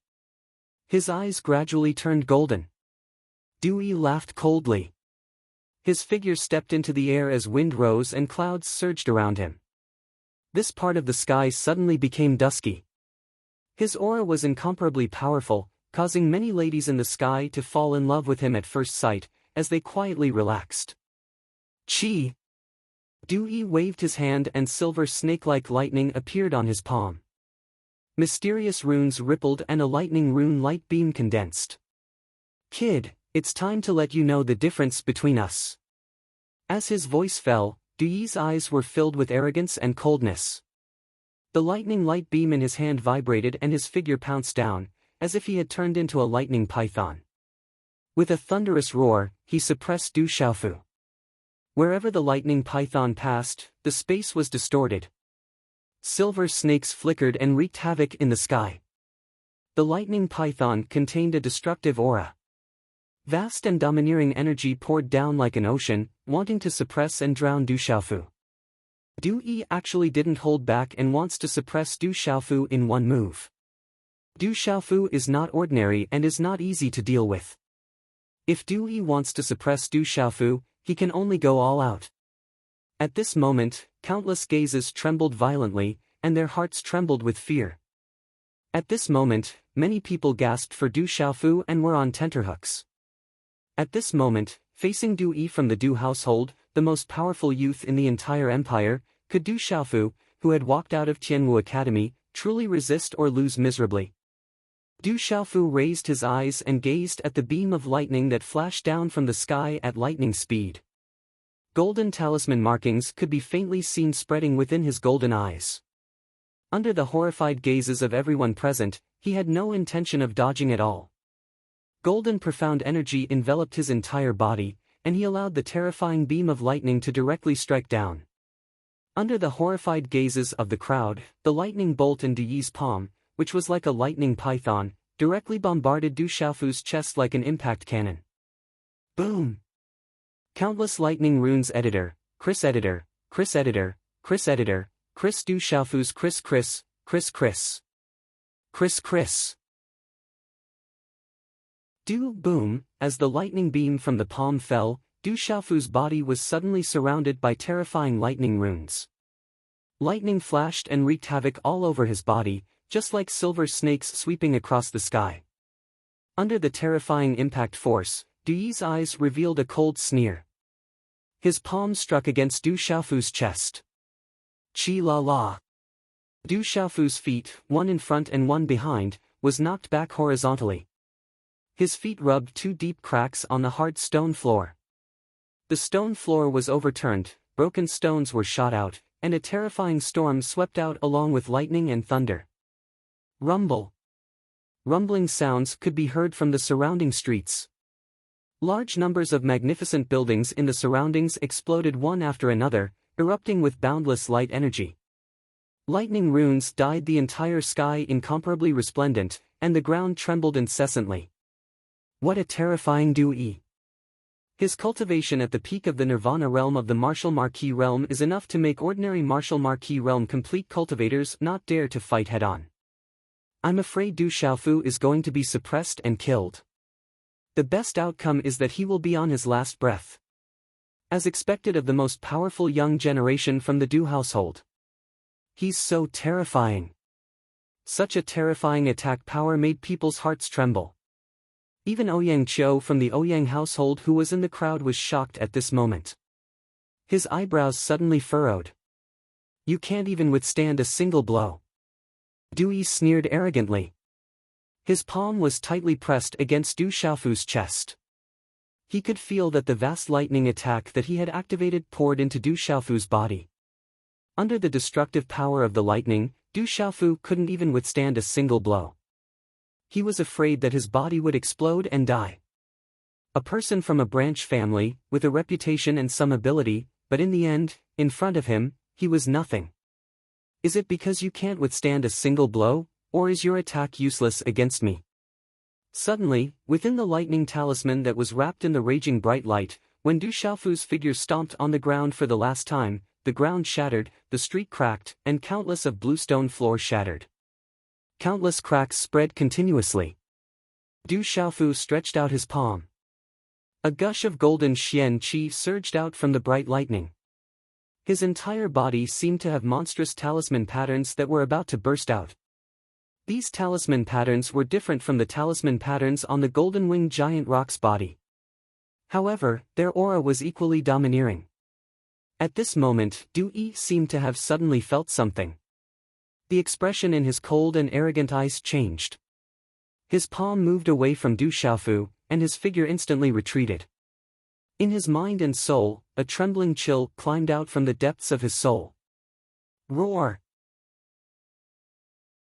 But at this moment, Du-yi wanted to retreat, but he was already one step too late. In the raging lightning, Du Xiaofu let out a roar that sounded like a dragon's roar and a divine elephant's cry, boom. At this moment, the ground rumbled, space trembled, and a domineering aura surged, peerless and disdainful of the world. In the midst of this shocking change, in the chaotic space, only those cultivators who had reached the peak level could vaguely see the talisman patterns blossoming in space. Cutting through the obstruction of space, Du Xiaofu's palm shot out from the raging lightning. It was like a bolt of lightning, and it landed on Du-yi's chest with a loud bang. Bang! On Du-yi's chest, the place of impact was like a thunderclap, and a series of dazzling talisman patterns burst forth. In the shocking sound, it was as if this space was about to shatter. A thunderous muffled sound of energy suddenly resounded between heaven and earth. In a split second, terrifying energy ripples suddenly swept out like a stormy sea. The domineering and terrifying aura overflowed the sky, easily suppressing everything. It caused one's scalp to go numb, their hair to stand on end, and their hair to stand on end. Everything happened extremely quickly. The energy storm that swept out like a storm also came to a sudden stop. Then, it quickly dispersed under the shocked gazes of the crowd. Gotcha! Before everyone could recover from their shock, they heard a low and deep muffled sound, mixed with the sound of bones breaking. Everyone's vision blurred, and then they saw Du-yi's figure flying away in front of Du Xiaofu like a kite with a broken string. In the end, he heavily crashed into a courtyard at the entrance of the Qian clan behind him. Rumble! Under the terrifying impact, Du-yi's body directly shattered and collapsed the entire courtyard with a rumble. Gravel shot out, and in an instant, it turned into a pile of ruins. The surrounding ground trembled, and cracks collapsed. This is impossible. How can this be? How can Du-yi be defeated? In the surroundings, Du Qi and the other experts of the Du family who followed Du-yi were dumbfounded at this moment. In the crowd, the people of the Qian clan were dumbfounded. The surrounding guests and the countless onlookers who were continuously gathering at this moment all sucked in a breath of cold air. This scene, to everyone, was not just a little bit shocked in their hearts. Who would have thought that Du-yi, the peak of the younger generation of the Du family who had stepped into the peak of the martial lord realm, would actually be so miserably defeated by Du Xiaofu. In the end, it was only 2 moves, and Du Yi was overbearingly defeated by Du Xiaofu in just 2 moves. It was as if he was crushing dry weeds and smashing rotten wood. He was unmatched. Who still dares to doubt Du Xiaofu? With his age and strength, in the entire empire, other than the talent of the Du family back then, I'm afraid that no one can go against him. In the crowd, the representatives of the various factions looked at each other, and there was a trace of shock in their eyes. The strength that Du Xiaofu had just displayed was enough to make anyone tremble. Compared to Du Yi, he is more ferocious and solid. This kid is indeed Big Brother Tingshuan's son. Looking at the scene just now, Ouyang Qiu nodded slightly, and he could not contain the shock in his eyes. On the back of the ice demon eagle, Xie Fei looked at the scene below, and a trace of shock flashed across her eyes. She muttered softly, "Grandfather's eyesight is really sharp." Buzz buzz, lightning wreaked havoc, and Du Xiaofu stood straight, allowing the ferocious and terrifying lightning runes to drill into his body. Only Du Xiaofu himself knew that when the lightning energy that Du Yi had just unleashed landed on his body, it caused his internal organs to tremble. However, a mysterious force immediately surged within his body, and immediately swallowed and absorbed the lightning energy. That mysterious force was like a bottomless pit, and it completely absorbed the lightning energy before disappearing once again. The moment that mysterious force disappeared, Du Xiaofu clearly felt that some subtle changes seemed to have occurred within his body. However, they also disappeared without a trace. That feeling was untouchable and extremely ethereal. The reason why he had chosen to forcefully resist Du Yi's attack was because Du Xiaofu had discovered that the lightning energy had an effect on him during the first move. It was as though something within his body had awakened after he narrowly escaped from the lightning calamity. It had a special reaction to lightning energy, such as the ability to devour lightning energy. Thus, Du Xiaofu wanted to make use of this opportunity to see if he could find the mysterious force that seemed to be awakening within his body. Buzz buzz, when the last trace of lightning energy disappeared from Du Xiaofu's body, the purple-robed youth with a broadsword on his back appeared before everyone's shocked gazes. Du Yi couldn't even withstand a single blow. He truly lives up to his reputation as the #1 on Tianwu Academy's martial ranking. As they looked at Du Xiaofu's unscathed and carefree appearance under the destructive power of the lightning, the entire place was in an uproar. Can't even withstand a single blow. Du Xiaofu stared at the pile of rubble as he indifferently uttered these 4 words. Without any hesitation, his figure soared into the sky and directly landed on the back of the icy demonic eagle that was hovering in midair. He then said to Xie Fei, "We can leave now." Gee! The ice demon eagle flapped its wings and screeched. It seemed to be cheering for Du Xiaofu, and then flew away. Looking at Du Xiaofu's departing figure, the people of the Du family all had extremely ugly expressions. In the end, Du Xiaofu left behind the 4 words "can't even withstand a single blow." That was his disdain and contempt for the entire Du household.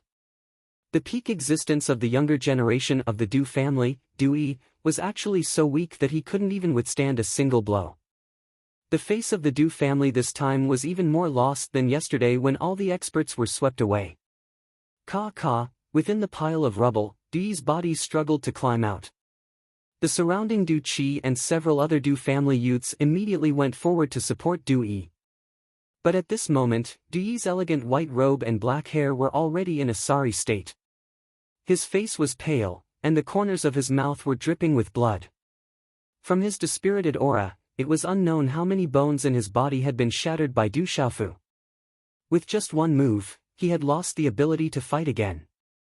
Heaven's sins can be avoided, but self-inflicted sins cannot be avoided. The general crossed his arms. On his angular face, there was a faint smile in his eyes. After glancing at Du Yi who was being supported, his imposing figure turned around and left. One big chapter, 2 days in a row, so today's update is a little late. Little you, try to update earlier tomorrow. Once again, thank you brothers and sisters for your support. Finally, weekly begging for flowers. Of course, I also appeal to readers who have the means to read the original version.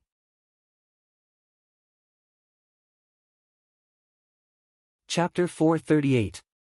Du Yi, who was supported to stand beside Du Qi and the others, looked at the back of the distant ice statue that was gradually shrinking. His eyes were filled with shock, and they gradually became dispirited and resentful. Ouyang Shuang looked at the ice demon Condor in the distance. She wasn't too surprised, it seemed like everything was within her expectations. Her big eyes looked at Dark Wolf, who wasn't too far away. Her eyes turned cold and she said to Dark Wolf, "You go back first, he will look for you.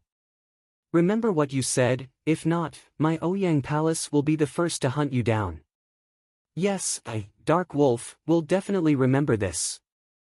Dark Wolf trembled and immediately bowed. Putting aside the fact that Du Xiaofu was surrounded by so many people from the Ouyang Palace, even the person in front of him was the young miss of the Ouyang Palace. If he dared to do anything, he would not be able to survive in the entire empire. What shocked Dark Wolf even more was the scene just now. Du Yi of the Du family, the genius who had once shocked the imperial capital and the entire empire, was at the peak of the martial lord realm. However, he was seriously injured by Du Xiaofu in 2 moves and could no longer fight. If he dared to have any thoughts of betrayal, the consequences were obvious. He would probably never show his face again in this lifetime. Ouyang Shuang looked at Dark Wolf, then walked forward. After a few steps, she gently came to Qin Guyu's side and said in a low voice, "He asked me to tell you something. Your spirit gate is broken, but it doesn't mean that you can't continue to cultivate. If you still want to be interested in the path of martial arts, go and find him. He might have a way to let you walk the path of martial arts again." After Ouyang Shuang finished speaking, she went to Ouyang Qiu's side. She signaled with her eyes, and Ouyang Qiu and the people from the Ouyang Palace left on their demon beast mounts. Qian Guyu's body trembled, and then he stood on the spot. His dispirited and lifeless eyes began to ripple, and the ripples became more and more intense. The bamboo forest was lush and green. From afar, it looked like a green barrier. A cool breeze swept past, and the green bamboos on the mountain swayed gently in the wind. The bamboo forest swayed gently, emitting a pleasant sound. It was as if someone was playing a huge bamboo flute, emitting a rhythmic sound, like a beautiful melody drifting out. "Xiaoqing, you guys play here. I'll bring your brother to meet someone, okay?" Outside the bamboo forest, Xie Fei asked Du Xiaoqing with a smile. "Du Xiaoyao, little tiger, look after little Qing. I'll be right back. Don't go too far." Du Xiaofu said to Du Xiaoyao and little tiger on his shoulder and behind him. In fact, other than little tiger, he was worried about Du Xiaoyao and Du Xiaoqing, who were a troublemaker. "Okay, we'll go play." Du Xiaoqing heard this and immediately went into the bamboo forest with Du Xiaoyao and little tiger. In the depths of the bamboo forest, the bamboos were all of the same thickness and length. They were slender, tall, and beautiful. After a while, Du Xiaofu, accompanied by Xie Fei, saw a skinny old man lying on a bamboo chair, taking a nap. The old man's tanned face looked as if it had been through wind, frost, rain, and snow for a long time. As if he had sensed someone approaching, the slightly closed eyes on his wrinkled face opened. His gaze immediately landed on Du Xiaofu. His eyes moved and he immediately revealed a smile as he said, "There should be quite a few people looking for you now. I thought that if Fei were to look for you, she might not be able to invite you." Du Xiaofu heard this and immediately bowed. The skinny old man in front of him was none other than the North Vanquishing King. He chuckled on his resolute face and said, "Since you're looking for me, how would I dare not come? Grandfather, a little princess from the palace went to look for him too.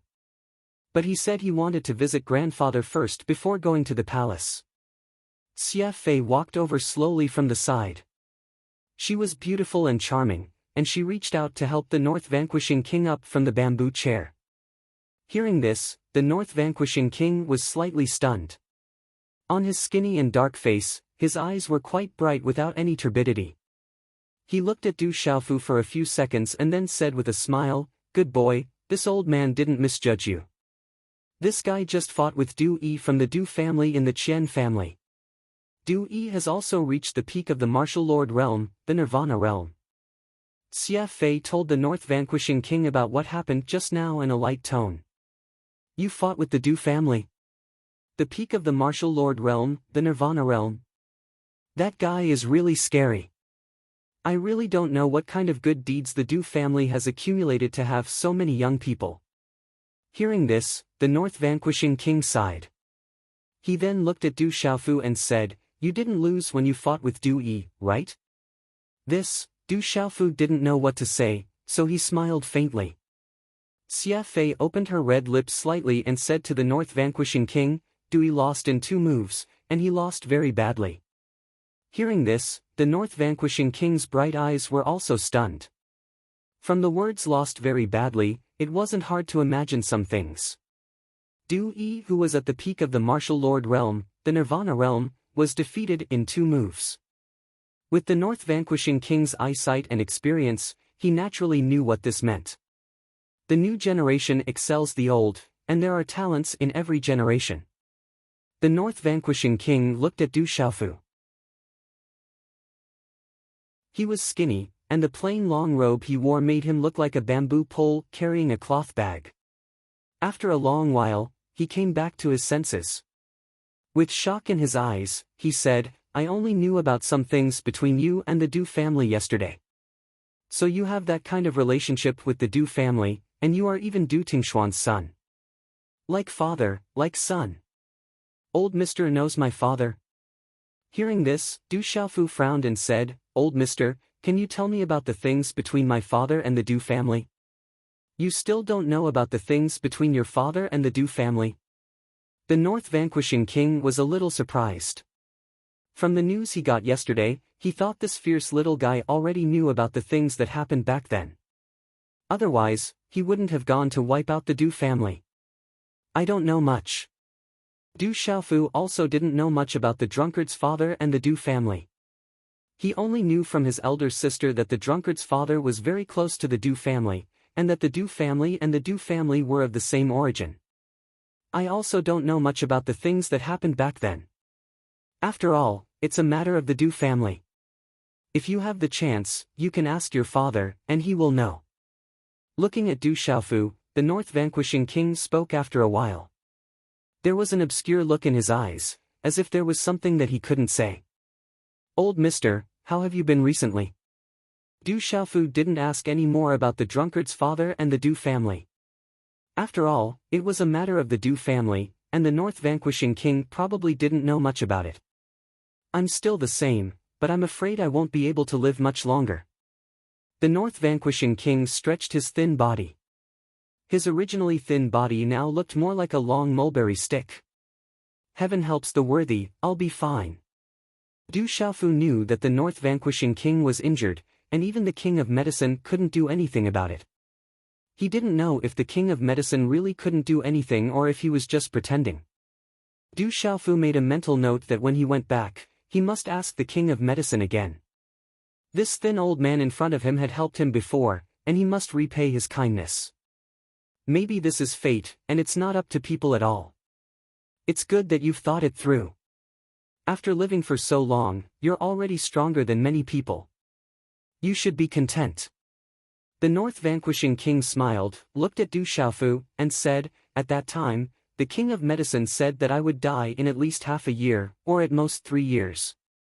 Now half a year has passed, but there are still 2 things in my heart that I can't let go of, cough cough. Before he finished speaking, the North Vanquishing King suddenly coughed. His body that was like a mulberry stick coughed so hard that his chest violently heaved up and down, as if his body was about to break at any time. Grandpa, slow down a bit. Xia Fei's beautiful face was full of worry. She gently patted the North Vanquishing King's back, hoping that it could ease his coughing. Sir, you will be fine. After I go back, I will definitely help you think of a way. Du Xiaofu softly said. At this moment, he didn't know how he could help. He really wasn't good at medicine, and he didn't have much research and understanding. It's enough that you have the heart. The North Vanquishing King stopped coughing and looked at Du Xiaofu. His thin and dark face became a bit more serious. He looked at Du Xiaofu and said, "Little guy, I called you here today because I really do have something to ask of you." Du Xiaofu nodded, looked at the North Vanquishing King, and said, "Sir, please go ahead. I don't think I will live for much longer. If one day, the Xia clan encounters an unsolvable problem after I die, please take care of them for the sake of our friendship." The North Vanquishing King said, "Sir, what do I have to do to take care of the Xia clan?" Du Xiaofu bitterly smiled. The Xia clan, even if the North Vanquishing King wasn't around one day, would still be the Xia clan. However, he was nothing now. Even his cultivation strength was only at the Nirvana realm of Pulse Spirit. If I say you have it, then you have it. Don't tell me you are going to reject an old man like me. The North Vanquishing King glanced at Du Xiaofu and said. It seemed like he had to agree even if he didn't want to. All right. If I have the ability in the future, of course, I will remember what you said. Du Xiaofu nodded. He was indebted to the North Vanquishing King. If he had the ability in the future, how could he reject such a request? Hearing Du Xiaofu's words, a smile appeared on the North Vanquishing King's face. He looked at Xia Fei beside him, and then said to Du Xiaofu, "This old man has a second thing that I can't let go of. My granddaughter has always been arrogant. She has never looked down on the young talents in the capital. If this girl is still not married in a few years, how about you marry her? This old man will be completely relieved." "Grandpa, what are you talking about?" Xia Fei's beautiful eyes immediately stared at the North Vanquishing King. She didn't expect her grandpa to say something like this in front of that guy. She instantly became shy, which made her look even more beautiful and charming. Her face was blushing.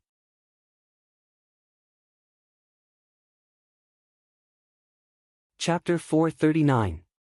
Du Xiaofu was also taken aback. Looking at the charming and alluring woman beside him, he said to North Vanquishing Prince, "Old mister, please don't joke around. I really can't help you with this." "What do you mean? Are you looking down on me?" Hearing Du Xiaofu's rejection, Xia Fei's flushed face instantly glared at Du Xiaofu. Her red lips pouted slightly. This brat was young, but he still looked down on her. Was she really inferior to those little girls? "Miss Xia, that's not what I meant.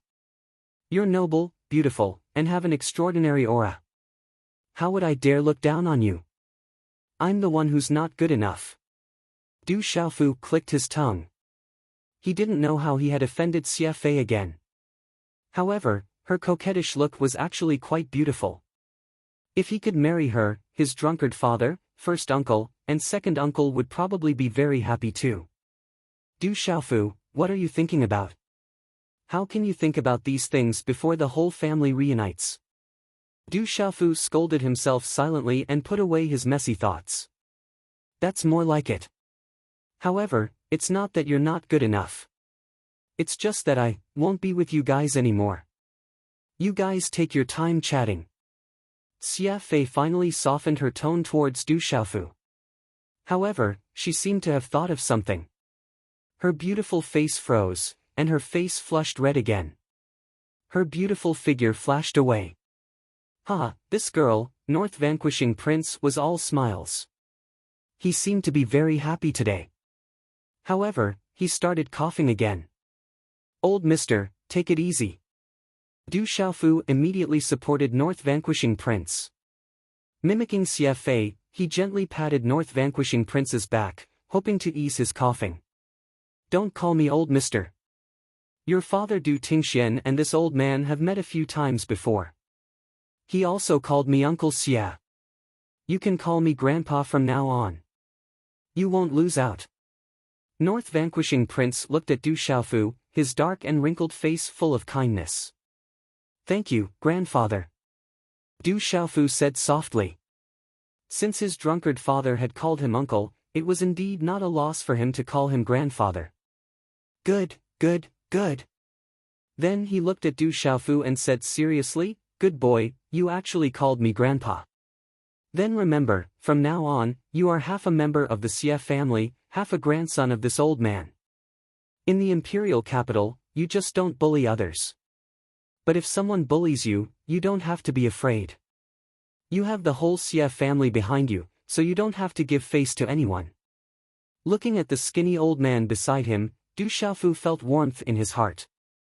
He nodded slightly and didn't say anything. Du Xiaofu helped North Vanquishing Prince to sit on the rattan chair. Then he chatted with North Vanquishing Prince about everything under the sun, just like a real grandfather and grandson. Occasionally, there would be laughter from the two of them. A kind grandfather and a filial grandson, it was really enviable. Du Xiaofu finally understood what it meant to have an old man at home was like having a treasure. North Vanquishing Prince knew a lot about astronomy, geography, and interesting stories. As they chatted, Du Xiaofu gained a lot of knowledge. Unknowingly, the old man and the young man chatted until the evening.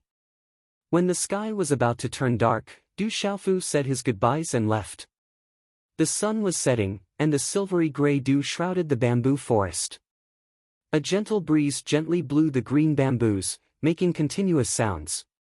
North Vanquishing Prince was gently lying on the rattan chair. Xia Fei gently walked over. Her aura was like an orchid, revealing her charm. Then she quietly stood in front of the rattan chair. Little girl Fei, have you sent that little guy away? North Vanquishing Prince slowly straightened his body. On his skinny and tanned face, his eyes were bright without any turbidity.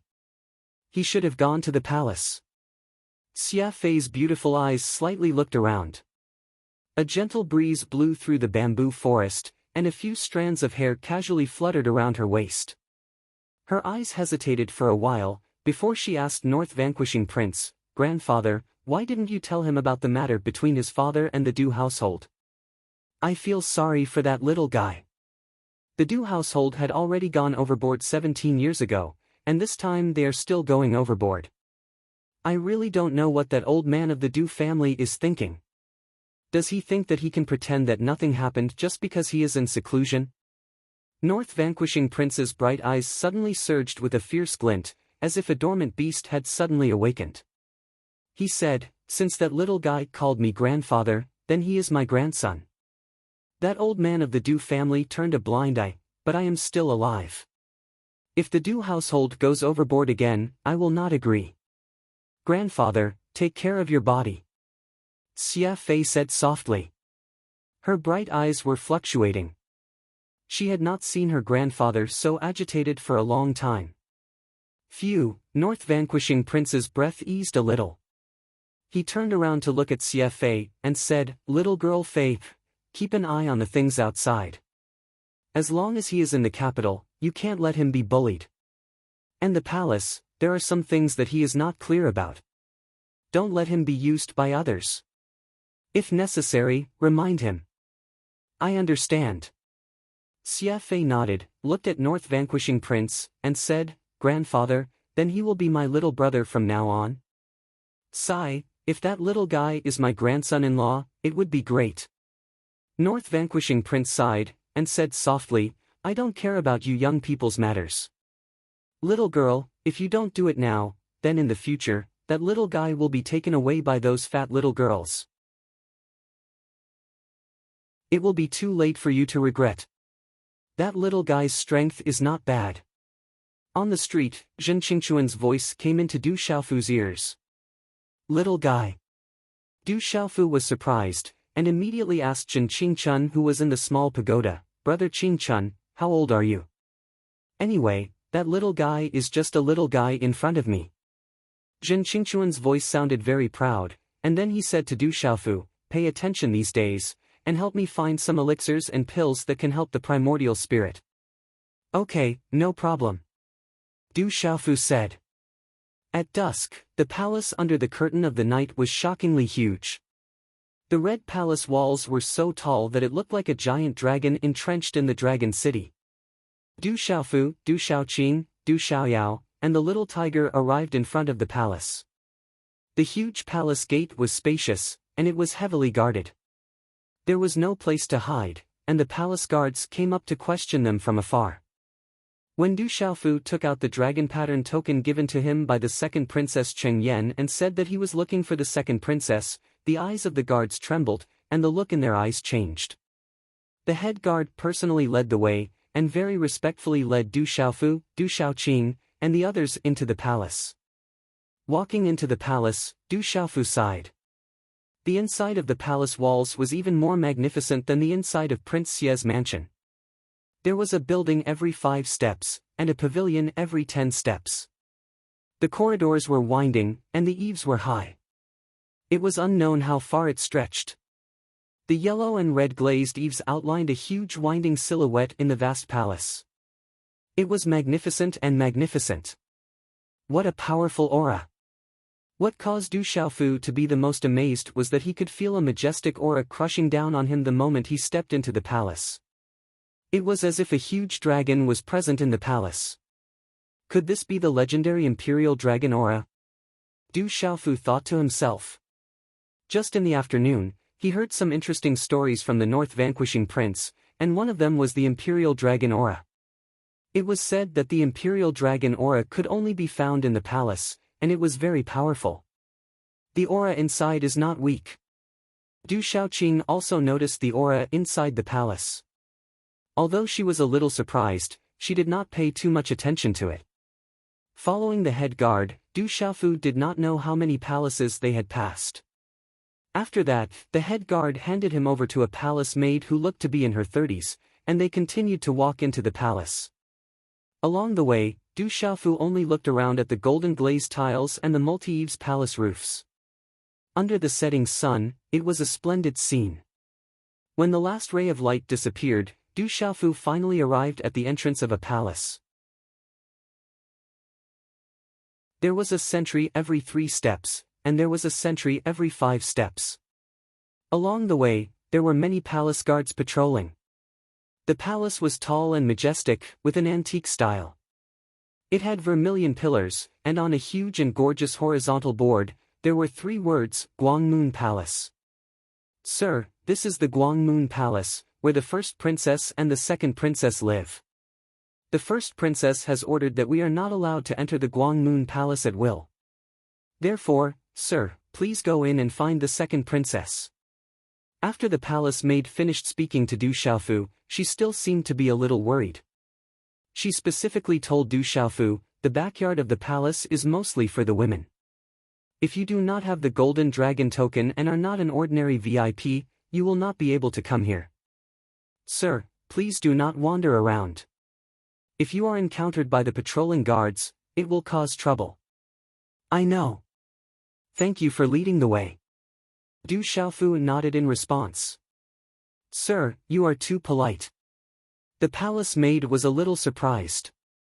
She then looked at Du Xiaofu and said, I heard that the second princess went out to play with other princes in the afternoon. I am afraid that she has not returned yet. Sir, since you have the golden dragon token, you should have a good relationship with the second princess. You can go in and wait. However, with the playful nature of the second princess, I am afraid that you will have to wait a little longer. I still have things to do, so I will take my leave now.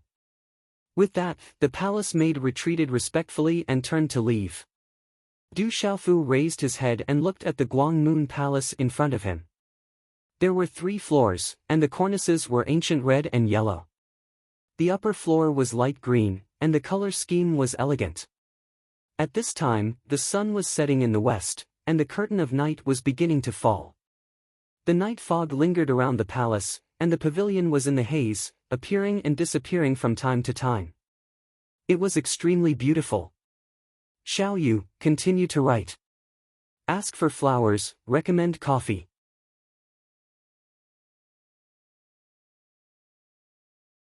Chapter 440. What a big and beautiful place. I'll go in and take a look. Du Xiaoqing gazed at Guangyu Palace. Instantly, her figure skipped into the palace like a butterfly. Du Xiaoyao and Little Tiger also followed closely behind Du Xiaoqing, entering the Guangyu Palace together. Don't run around. Du Xiaofu had no choice but to chase after them. After all, this was the imperial palace. He could not allow Du Shaoqing and Du Xiaoyao to cause any trouble. However, by the time Du Xiaofu entered the Guangyu Palace, Du Shaoqing and Du Xiaoyao had already run off to who knows where. Du Xiaofu could only follow their auras. There was no one else in the vast Guangyu Palace. Du Xiaofu chased after Du Shaoqing and Du Xiaoyao's auras. His attention was immediately drawn by the resplendent decorations all around him, and he began to look around. Inside the Guangyu Palace, the corridors were winding, with artificial mountains and ponds everywhere. Du Xiaofu walked slowly. Under the cover of the night, the palace was dark and serene, and he did not know where he had walked to. Ah, there seems to be someone here. That girl has run over here. Suddenly, with his keen spiritual force, Du Xiaofu sensed that there were people not too far ahead. He did not think too much about it. It was most likely Du Shaoqing, Du Xiaoyao, Little Tiger and the others. There seemed to be no one else in this vast Guangyu Palace at this moment. Within the palace, artificial mountains were everywhere. Between the corridors was a hot spring. The spring water gushed out, dense mist rising from it, and hot steam rising from it. Night had just fallen, and the sky was hazy. The moon had just risen from the east. There was a stretch of clothes by the side of the pool, and the ripples on the surface of the pool were light. Du Xiaofu appeared at the edge of the hot spring. A rockery stood tall like a barrier. Du Xiaofu thought that Du Shaoqing and Du Xiaoyao were here. Looking through the rockery, he saw a woman bathing in the unobstructed hot spring. Her skin was as white as snow, and her long black hair was scattered on the spring water. She was elegant and seductive. She was also humming a melody that Du Xiaofu could not hear clearly. Under the first moon, the water in the pool was enshrouded in mist. Du Xiaofu could only see the woman's delicate face. She had a jade nose and cherry lips. The water in the pool reached her chest, half of her soft breasts were exposed. Her slim shoulders and undulating chest formed an alluring region, adding to her charm and seduction. It's not Shaoqing. Looking at the sudden scene in front of him, Du Xiaofu was stunned. Then, for some reason, his breathing became heavy, and his entire body seemed to stiffen. He stared blankly at the scene in the pool. He knew that it was not Du Shaoqing and Du Xiaoyao, but he could not bear to look away. Splash! Just as Du Xiaofu was in a daze, and his blood was rushing to his head, he heard the ripples of the pool water. The woman had actually come out of the bath in front of him. A perfect and exquisite body slowly walked out of the pool water. The lithe figure was completely naked. Her breasts were soft and round, her waist was slender, and her buttocks were firm and round. Her slender legs were tall, outlining an incomparably seductive arc. Her skin was like cream, and below her lower abdomen was even more eye-catching. Du Xiaofu swore that this was the first time he had seen such a scene since he was a child.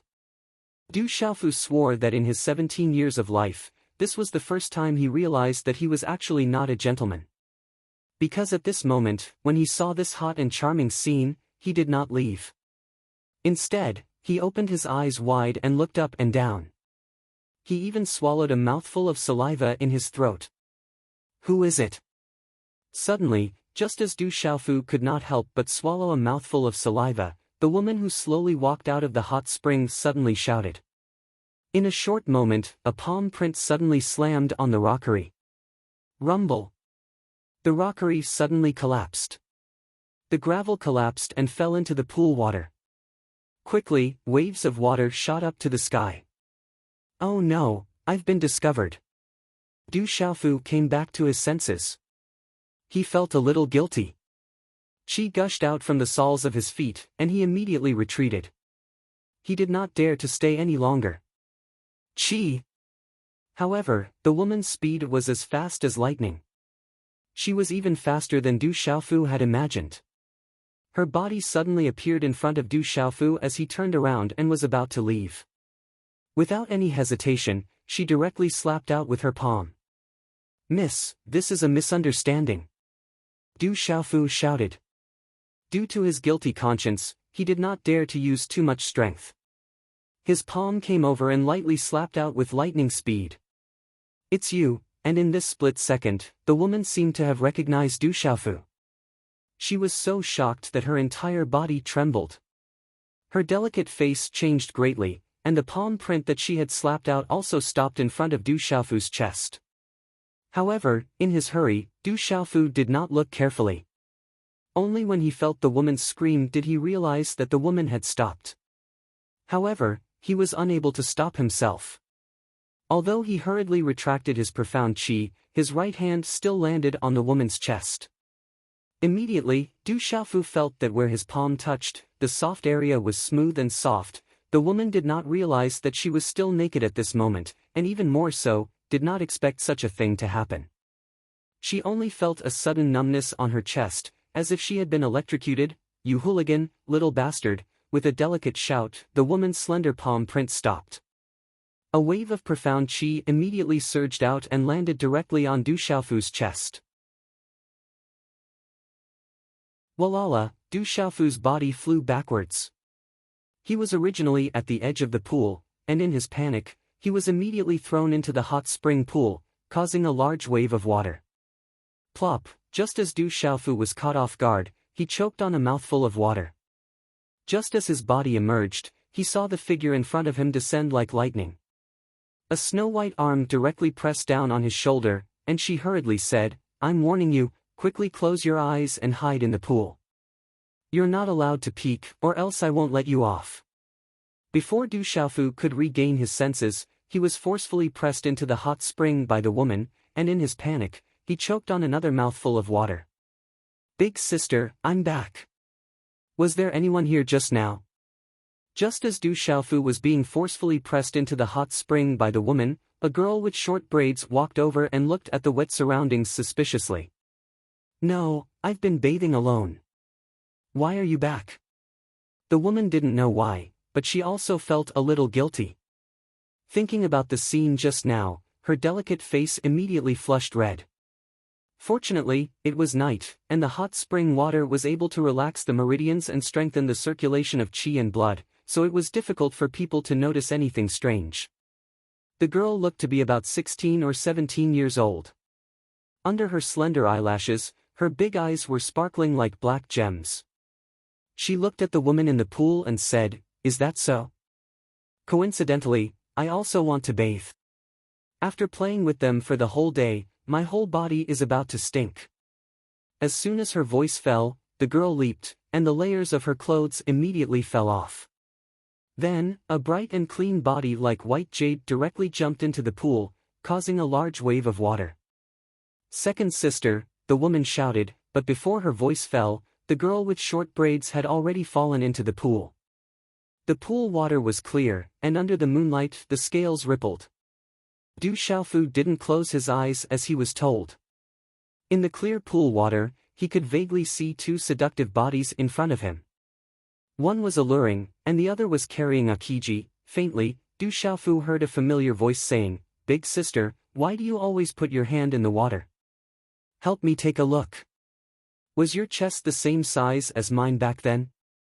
Why do I feel that mine won't be as big as yours in the future? Sigh, when can I be like you?" In the pool water, Du Xiaofu felt the delicate hand pressing on his shoulder become more and more forceful, as if it was going to crush his shoulder.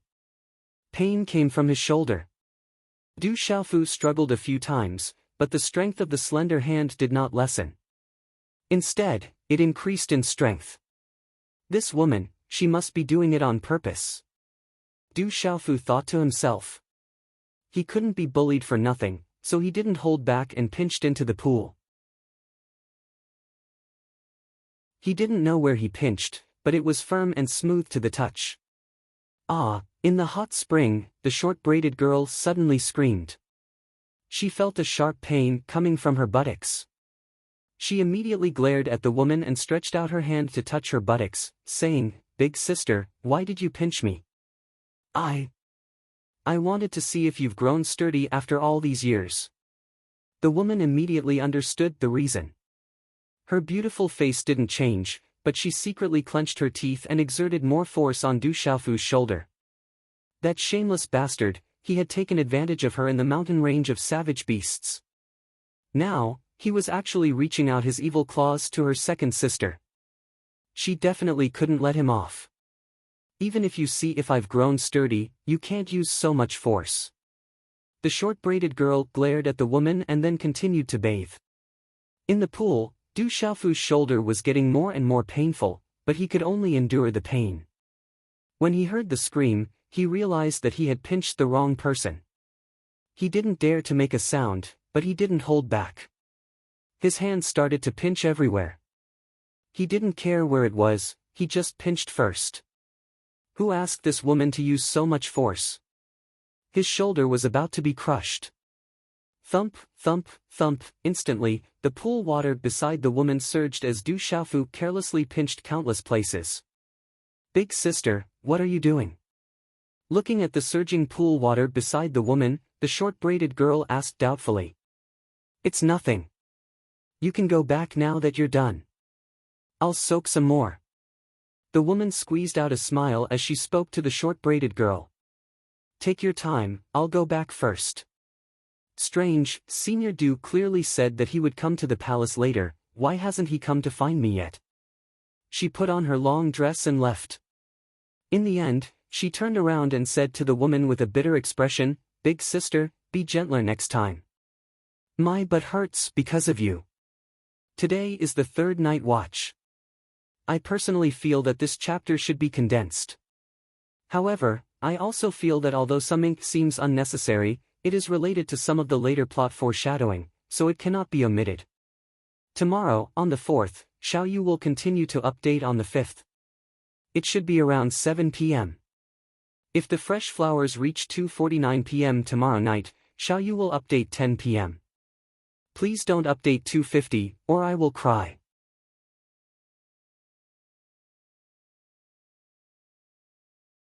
Chapter 441. Translator, H2DH2 Mr. Whoosh. As the short-braided woman left, Du Xiaofu struggled to free himself from the restraints on his shoulders.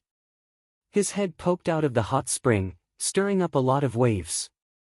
It's you. This time, Du Xiaofu also saw the woman in front of him clearly. Her eyes were bright, and in this hot spring pool, her slender figure was also tall and straight like a proud snow lotus. There was a hint of coolness in her elegant temperament. Du Xiaofu would never forget this woman. She was the woman in tight clothes who had wanted to snatch his blood infant Lingji back in the Savage Beast mountain range. Later on, he had even kindly applied medicine on her buttocks. Bastard, that's what you get for being naughty. I definitely won't let you off. Last time, she had been taken advantage of in the Savage Beast mountain range, and this time, she was taken advantage of again in the hot spring pool. Her underwater body had already been bullied by him all over. How could the woman hold back any longer? Her slender figure suddenly turned into an afterimage, stirring up a splash of water. Instantly, she appeared in front of Du Xiaofu. Chi! The waves rippled, and her slender figure was faintly discernible, graceful and alluring. Her slender hand suddenly waved out like a fairy dancing. A wave of energy spread out, and her slender hand slapped a palm print directly towards Du Xiaofu's chest. Carefree rippling steps. Du Xiaofu had no intention of resisting at all. A surge of mystical aura rippled out from his body, and in the pool, the water instantly surged like giant waves. All the water in the pool, which covered an area of more than 10 zhang, began to swirl, forming a huge wall of water in front of him. Whoosh, the woman's palm print passed through, and the energy runes exploded. Instantly, the wall of water shattered, and the pool water poured down like a torrential downpour. However, at this time, Du Xiaofu had also disappeared from the pool. Little bastard, you can't escape. Cheng Shengnan was so angry that he stomped his feet. How could he calm down when he thought of everything that had happened in the pool? Du Xiaofu left the hot spring pool and activated his profound qi. A wave of fiery energy spread out from his body, drying his wet clothes and hair. After hurriedly tidying up his clothes, he followed the path he came from and immediately left. When they arrived at the gate of Guangyu Palace, they saw Du Xiaoqing, Du Xiaoyao and Blackie. Big brother, where did you go? We couldn't find you. Although this place is big, there's nothing fun here. Seeing Du Xiaofu, Du Xiaoqing sighed slightly. She was supposed to attend the wedding today, but the wedding was cancelled. She couldn't find anything fun in the palace, so she couldn't help but feel disappointed. Let's go back first. Du Xiaofu didn't dare to stay in the imperial palace. Maybe that woman would catch up with him. It was better to leave first. Senior Du, you haven't met my father yet. Why are you going back? Before Du Xiaofu could finish his words, a familiar voice sounded. From the inner hall, a 17 or 18-year-old girl walked out. She seemed to have just taken a bath. Her hair was still wet, and under her slender eyelashes, her eyes were large and sparkling like black gems. Her figure was slightly round, but she looked very cute. Seeing the girl before him, Du Xiaofu felt awkward. Although it was hazy in the hot spring pool, Du Xiaofu could vaguely see that the girl in front of him was the girl before him. She was Cheng Yan, the top student of Tianmu Academy and the second princess of the Stone Dragon Empire. That woman is her elder sister, the first princess of the Stone Dragon Empire. Du Xiaofu immediately thought of the tall girl. She must be the first princess of the Stone Dragon Empire. Senior Du, what's wrong? Cheng Yan stepped forward and asked Du Xiaofu, who was in a daze. I'm fine. Du Xiaofu snapped out of his daze and said to Cheng Yan, then bring me to see your father now. All right. Father must not be resting at this time. Cheng Yan nodded and led Du Xiaofu, Du Xiaoqing, Du Xiaoyao, and Little Tiger out of Guangyu Palace. With the second princess Cheng Yan leading the way, they were able to pass through the heavily guarded palace unimpeded. However, Du Xiaofu, Du Xiaoqing, Du Xiaoyao, and Little Tiger attracted the attention of many guards along the way. The Golden Dragon Palace was grand and magnificent. Its eaves were green, and its ridges were decorated with colored beasts. The pillars were painted with colorful paintings, and the glazed roof tiles sparkled under the reflection of the moon and the stars. A bright crescent moon crossed the exquisite eaves and sprinkled a hazy yellow light around, making the palace appear mysterious and quiet. Looking from afar, the magnificent Golden Dragon Palace stood in the night like a golden palace. Cheng Yan stood in front of the Golden Dragon Palace and said to Du Xiaofu, "We're here. Father is in the Golden Dragon Palace. Let me take you in. The others can wait outside. Nephew Xiaofu, you can come in alone." As Cheng Yan finished speaking, a deep and magnetic voice came from the Golden Dragon Palace. "Senior Du, Father already knows you're here. You can go in by yourself." Cheng Yan said to Du Xiaofu. "Xiaoqing, wait for me here. Don't run around." Du Xiaofu instructed Du Xiaoqing, Du Xiaoyao, and Little Tiger. His expression changed slightly, and then he strode away. Boom! As soon as Du Xiaofu stepped into the Golden Dragon Palace, the entire palace trembled for no reason. This kind of tremor was difficult for outsiders to detect, but Du Xiaofu could sense it with his sharp soul power. What a strong Imperial Dragon aura! This Golden Dragon Palace is probably the place where the Imperial Dragon aura gathers. I'm afraid the Imperial Dragon aura wouldn't be so strong without thousands of years. The Stone Dragon Empire is really extraordinary. The Imperial Dragon aura is actually this strong. Zhen Qingquan's voice sounded in Du Xiaofu's ears. His voice was filled with surprise. Brother Qingchun, does the Imperial Dragon aura have any effect on ordinary people? When Du Xiaofu entered the palace, he whispered to Zhen Qingchun who was in the pagoda. At the same time, he stepped into the palace. Outside the Golden Dragon Palace, there were two dragons with golden scales and golden armor on the eaves. They were so lifelike that they looked as if they were about to soar into the sky. Their aura was so astonishing that it made people's hearts tremble. Ordinary cultivators would probably prostrate themselves on the ground just by approaching the Golden Dragon Palace. Of course it has an effect. The people inside aren't weak. I don't want them to discover me. I'll tell you about the Imperial Dragon aura when we get back. Zhen Qingquan's voice sounded in Du Xiaofu's ears. After walking through a long corridor, Du Xiaofu arrived at the palace. At this moment, the palace was brightly lit. It was incomparably splendid. The spacious hall was like a huge square.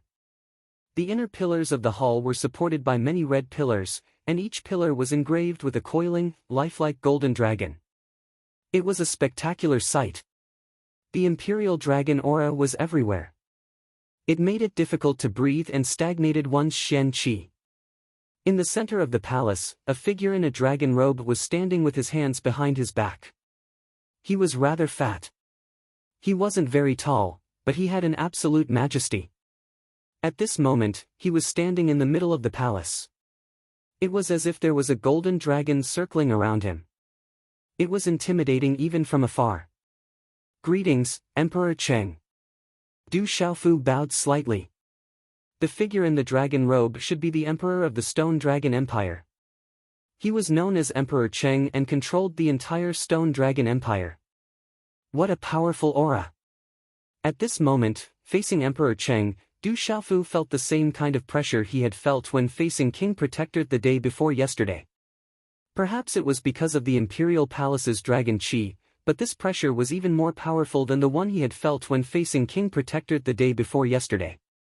It revealed an indescribable majesty, which was vaguely related to the Imperial Palace's dragon qi. Nephew, you don't need to be so courteous. Your father and I are friends. There's no need to be so polite. Emperor Cheng slowly turned around. Although there were no fluctuations of aura emanating from his body, people didn't dare to look directly at him. The dragon silhouette on his dragon robe fluctuated, as though it was alive. He stared at Du Xiaofu, and the light in his eyes seemed to be blossoming. He then said, "Seeing the son of my old friend, I can't help but recall the glory of my old friend. Emperor Cheng also knows my father." Du Xiaofu's eyes widened. His drunkard father's circle of friends was really wide. He knew people everywhere. Of course. Your father, Du Tingxian, was the champion of the Tianwu Academy's Tianwu tournament 20 years ago. He's the #1 expert of the younger generation in the entire empire. None of the kings could compare to him. How could I not make friends with such a person? Unfortunately, Emperor Cheng sighed lightly. He stepped forward and looked at Du Xiaofu. His deep eyes flickered with brilliance as he said, "But everything is fine now. I believe that if my old friend knew that his son could be so magnificent, he would definitely be happy and relieved." Emperor Cheng paused for a moment and looked at Du Xiaofu. He said, "Today, I'm meeting my old friend's son. Naturally, I can't let you return personally. I have a gift for you. It can be considered a meeting gift. Open it personally." As soon as he finished speaking, Emperor Cheng threw out a small golden box that was shining with golden light. It looked as if there was a small golden dragon coiling around it. It floated in front of Du Xiaofu. Du Xiaofu hesitated for a moment. However, he immediately received the small golden box and opened it slightly. Roar! As soon as the small golden box was opened, a golden light burst out from the small box. It was as if the sun had jumped out. A golden dragon roared out and rushed to the top of the main hall. It pierced through the golden dragon hall and hovered above the imperial palace. The golden light bloomed, making the night sky as bright as day. At this moment, countless people in the imperial capital looked up at the sky. A pressure descended, causing people's hearts to tremble and want to crawl. Let's not talk about it anymore. My biological clock is the same every day. I only wake up in the afternoon and update late again. Let's continue writing. Based on tomorrow's explosive release, Xiao Yu will update one more time as an apology. I won't ask for forgiveness. You guys can push the fresh flowers to 250.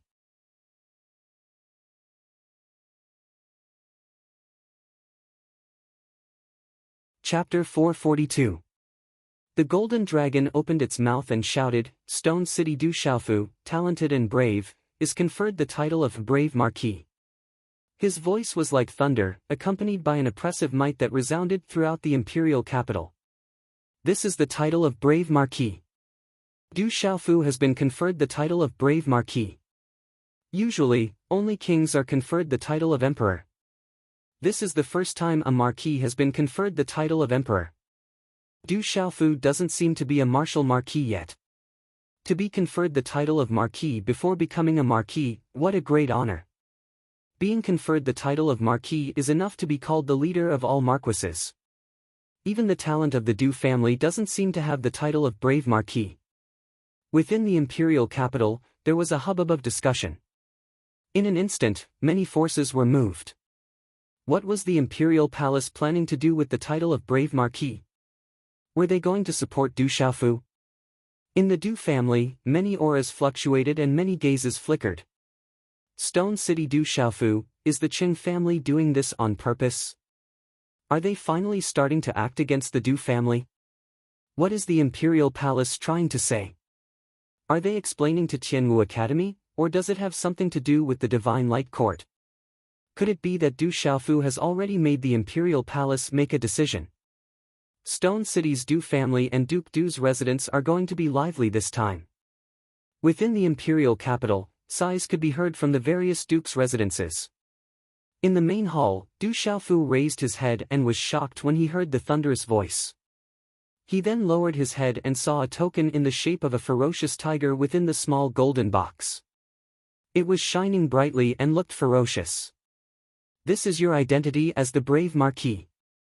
From today onwards, other than the forbidden area for women and my golden dragon palace, you can come to the imperial capital whenever you want.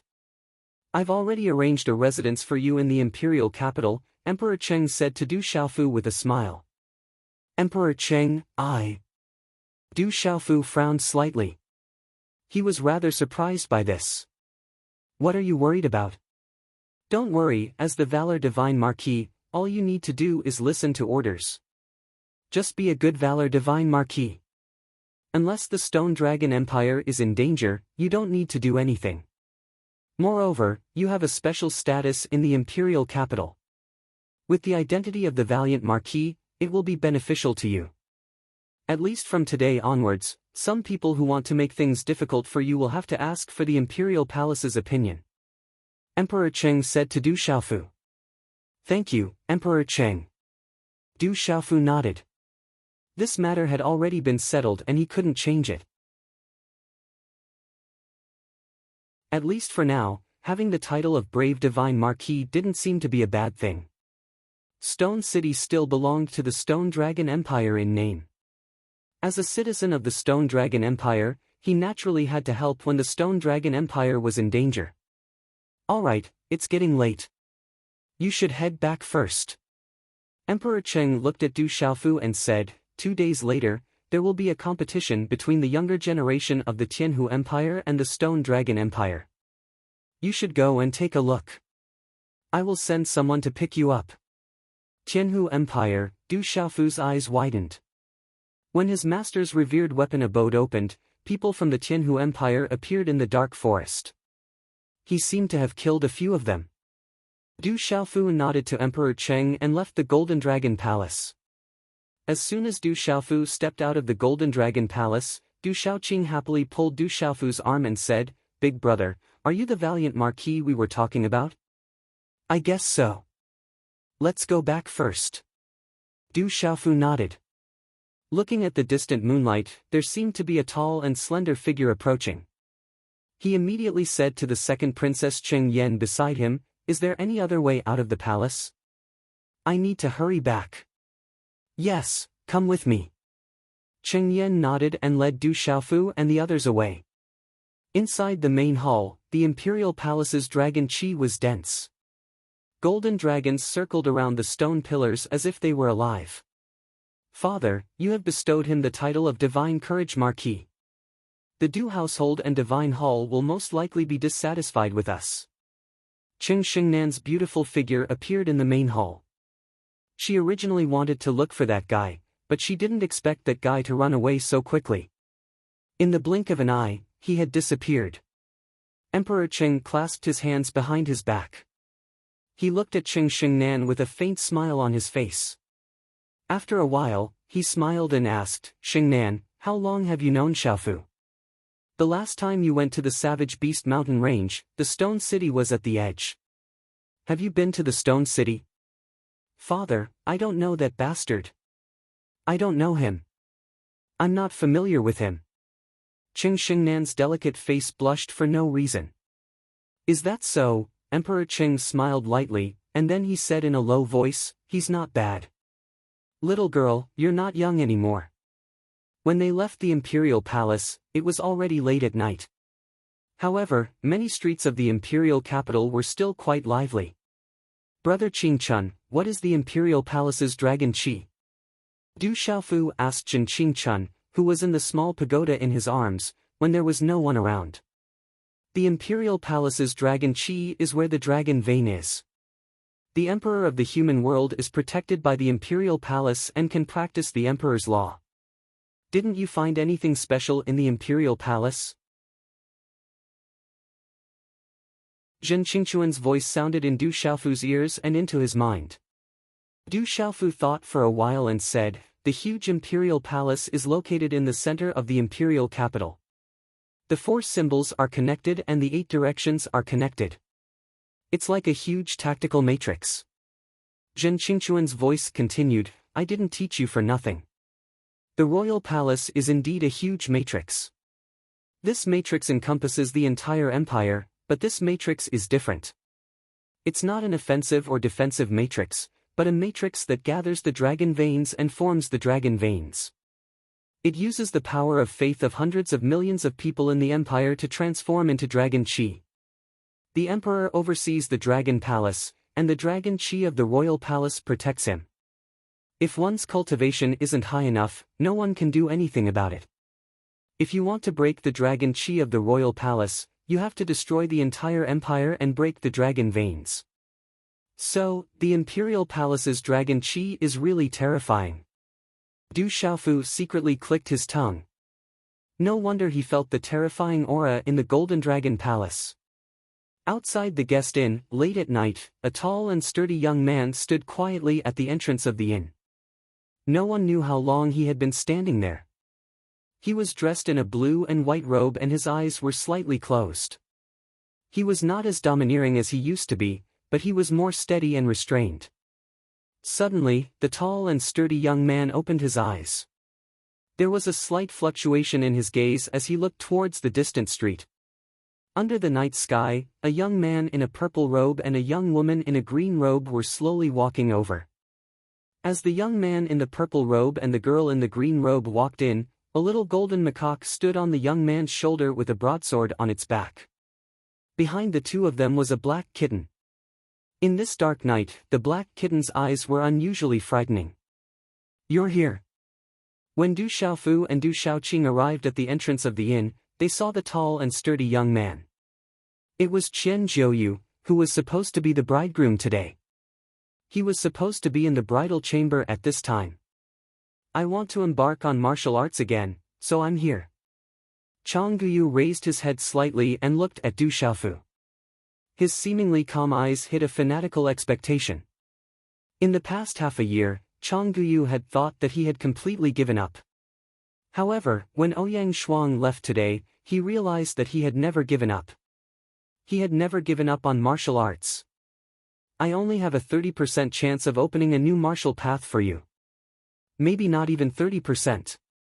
I don't know how far you can go on that path, and I don't know what will happen in the end. But it's very dangerous, and it's extremely painful. Ordinary people can't bear it. Think about it carefully, said Du Xiaofu. There's no need to think about it. I've already made up my mind. I'm willing to try. Even if there's only a 10% chance, I'm willing to try. There's nothing wrong with living an ordinary life, but it's not what I want, Chang Guyu said without hesitation. Alright then, but I'm very tired today. I need a few days to prepare. Come find me in 7 days. You can think about it carefully during this time, Du Xiaofu said to Chang Guyu. Alright, I'll come find you in 7 days. Chang Guyu nodded and turned around to leave. After a few steps, he turned around and said to Du Xiaofu, thank you. Then, he turned around and left. This guy's temperament seems to have improved a lot during this period of time. Du Xiaoyao stood on Du Xiaofu's shoulder and looked at Chang Guyu's back. Looks like we'll have to stay in the capital for a few more days. Du Xiaofu smiled as he looked at Chang Guyu's back. If he really succeeds, he'll be able to open a new path in the future. His current temperament is exactly what he needs. His divine gate is already broken. There's nothing he can do. Do you really have a way? Zhen Qingchun asked doubtfully in Du Xiaofu's ear. Only 30%. I still have to do an experiment on myself first. Hopefully, it will succeed, Du Xiaofu said softly. The two men and the two beasts returned to the inn.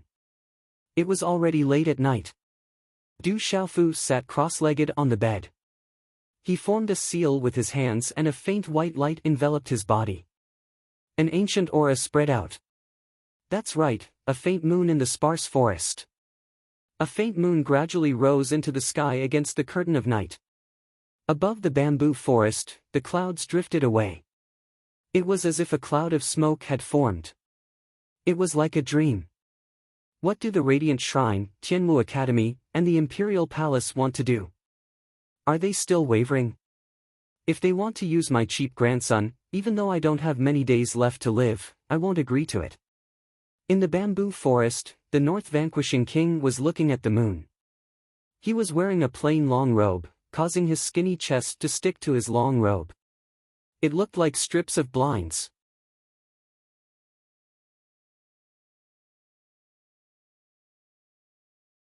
Chapter 443.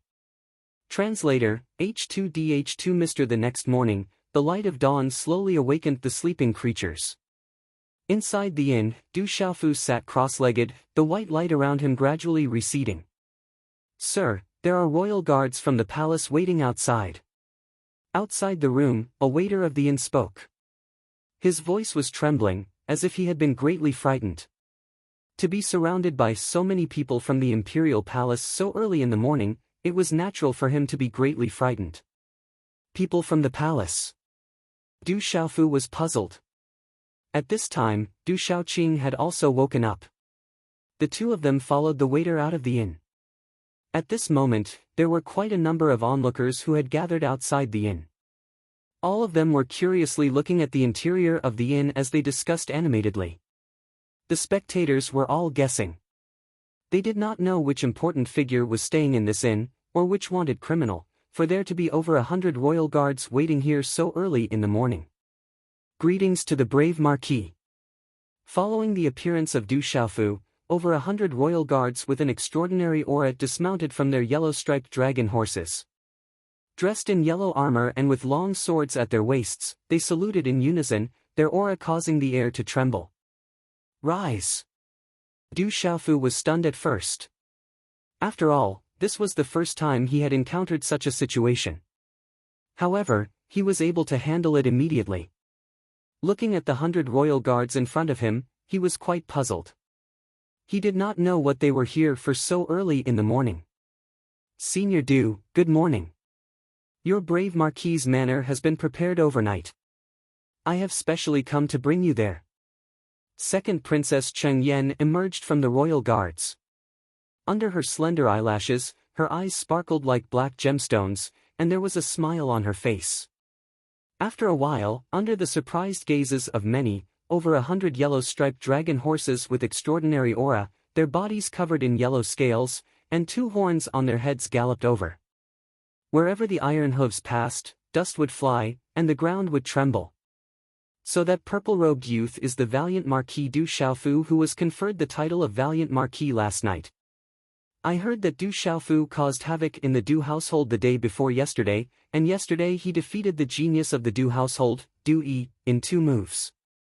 The imperial family has conferred Du Xiaofu the title of Divine Valor Marquis.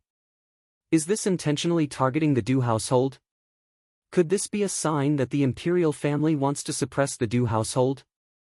The Du household has stood tall for so many years, and it can be said that their achievements are greater than the lord's.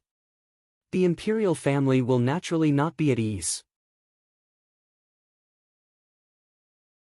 Following the second Princess Cheng Yen, Du Xiaofu and Du Xiaoqing, they arrived at the Divine Valor Marquis's mansion, causing Du Xiaofu to be rather shocked. It was a large palace courtyard, with stone lions standing at the entrance and fierce tigers brandishing their claws on the stone pillars, causing people to be extremely shocked. Inside the Divine Valor Marquis's mansion, the courtyards intersected, extending in all directions. It was majestic and magnificent, with exquisite pavilions and terraces, secluded and beautiful corridors, reflected in the green pines and green cypresses, rockery, flower beds, bonsai, and bamboo. What a beautiful place! Are we going to live here in the future? Du Xiaoqing seemed to be extremely satisfied with the Divine Valor Marquis's mansion. This will be your home in the future, you can live here whenever you want. Second Princess Chengyan said to Du Xiaoqing. Du Xiaofu sized up the surroundings and did not say much, but Second Princess Chengyan did not stop talking. From the Second Princess Chengyan, Du Xiaofu found out that although the Divine Valor Marquis's mansion was given to him, the Divine Valor Marquis was only a title, so the imperial family did not have any guards, maids, or housekeepers. They could only find them themselves, but they could claim expenses from the Ministry of Finance. However, there was also a certain quota. There were 100 guards, 50 maids, and around 50 male servants. It was quite a lot, and the treatment was roughly the same as the other marquis' mansions. After handing over some trivial matters, the second princess did not disturb them any further and left with the majestic royal army. Du Xiaofu took a deep breath and laid down on the chair in the hall. Big brother, this place is not bad, much better than the inn. Du Xiaoqing said. Du Xiaofu smiled faintly and did not say anything. This Divine Valor Marquis's mansion was indeed much better than the inn. What Du Xiaofu did not expect was that not long after they arrived at the Divine Valor Marquis's mansion, there was a long queue outside the door. All of them were dressed in bright clothes and seemed to be carrying congratulatory gifts. They were all here to pay a visit to the Divine Valor Marquis. Du Xiaofu had no choice but to get Du Xiaoqing to close the door and pretend that she was not around. However, the long queue grew longer and longer, and they did not seem to have any intention of leaving. In less than a few hours, there was a sea of people outside the Divine Valor Marquis's mansion. They were all people from various major factions in the imperial capital. Without a doubt, they were all here to build connections. Big brother, there are so many people outside. What should we do? Should we chase them away? Du Xiaoqing looked at Du Xiaofu with her innocent eyes and asked weakly. That's not good. Du Xiaofu smiled bitterly. They were here to deliver gifts, so he couldn't just chase them away. Who asked you to be so famous now? You are the Imperial Dragon and the Divine Valor Marquis. This is still considered a small number. I'm afraid that before long, there will be more and more people coming to build connections with you. A crisp voice was heard as a graceful figure walked into the hall. Her hair was tied up in a bun and the thin strands of hair on her temples complemented her peerless appearance. Her eyebrows were slender, and her eyes were bright. Her temperament was so cold that it seemed to keep people 1,000 miles away. However, there was no doubt that she was an absolute beauty.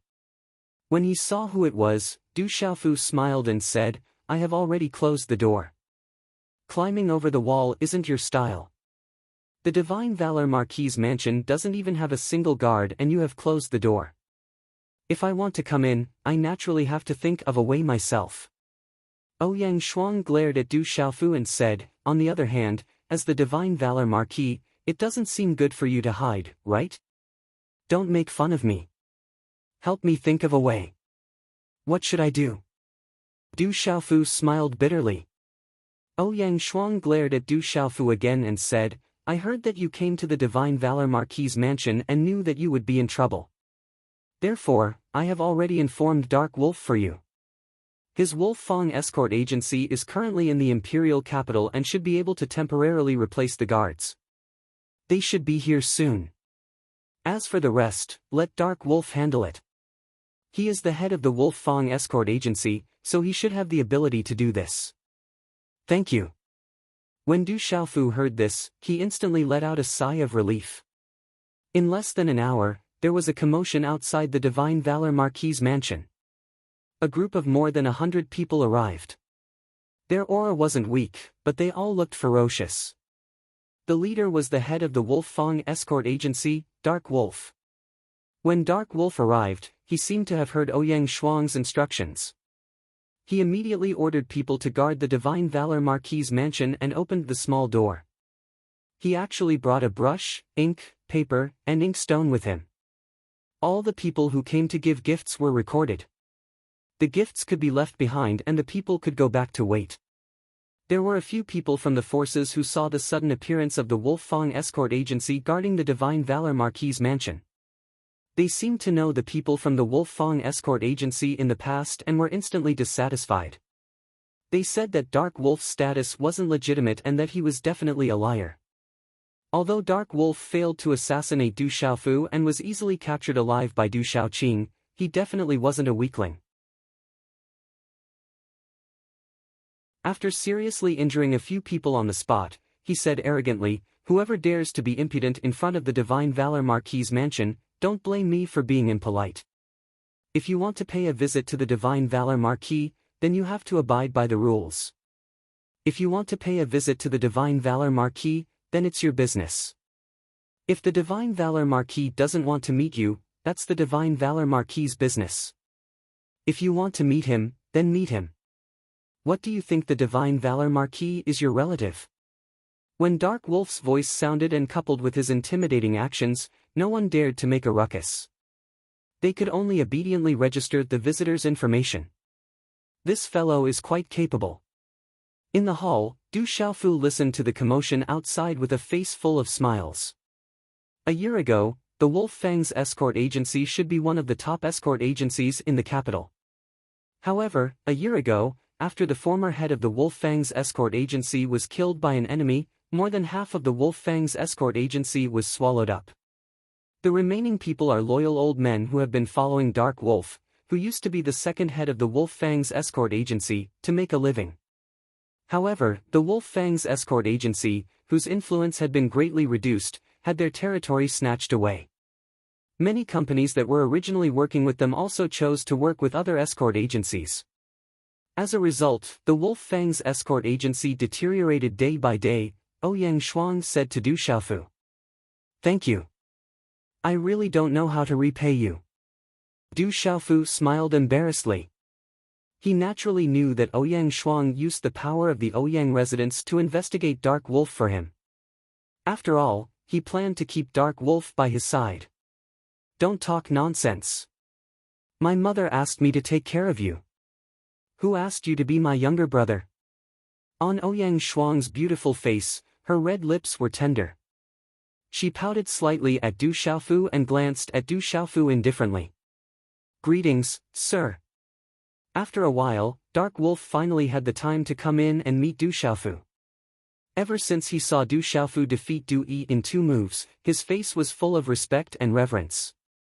"I'll leave everything in the Valor Divine Marquis residence to you. You can make all the decisions. The people under you will temporarily act as the guards of the Marquis residence," Du Xiaofu said to Dark Wolf. "Yes." Dark Wolf nodded and was rather touched. He didn't expect that the most popular person in the capital would leave everything in the Valor Divine Marquis residence to him. Although this was hard work, it also represented a kind of trust in him. After all, he had just assassinated the youngest Divine Marquis in the capital 2 nights ago.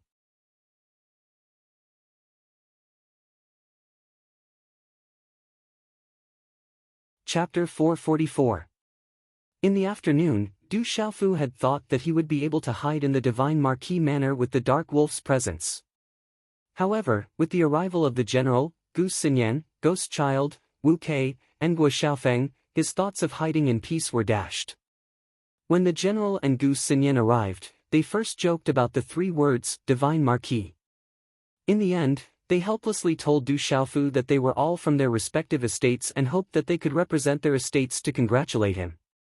With their relationship, no one mentioned any pleasantries. After all, none of them were the type to speak pleasantries. After some banter, a total of 7 people, including Ouyang Shuang, sat in the hall. Du Xiaoqing and Du Xiaoyao were nowhere to be seen. Du Xiaoqing was naturally not interested in such an occasion. The Kingdom War is the day after tomorrow. I don't know how it will turn out. I hope we don't become the sinners of the Empire. The general sighed. A rare solemn expression appeared on his chiseled face. Kingdom War? What's a Kingdom War? Du Xiaofu was curious. He didn't know anything about the Kingdom War. You really don't know? Wu Kei looked at Du Xiaofu suspiciously. The entire imperial capital, Dragon City, was abuzz with the news these days. The entire empire was paying attention to it. How could this fellow, who was still in the imperial capital, not know about it? He probably really doesn't know.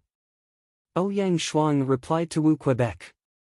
She then said to Du Xiaofu, it's the battle between the younger generation of the Stone Dragon Empire and the Tianhu Empire. However, the wager for this battle is 10 prefectures. If our Stone Dragon Empire loses, we have to hand over 10 prefectures to the Tianhu Empire unconditionally. 10 prefectures? Isn't that a little too much? Du Xiaofu was surprised. In the empire, there were prefectures above a city, prefectures above a prefecture, and prefectures above a prefecture were directly under the empire's control. According to Du Xiaofu's knowledge, the Stone Dragon Empire currently had a total of 365 prefectures. Rumor had it that the 365 prefectures of the empire were all abnormally powerful.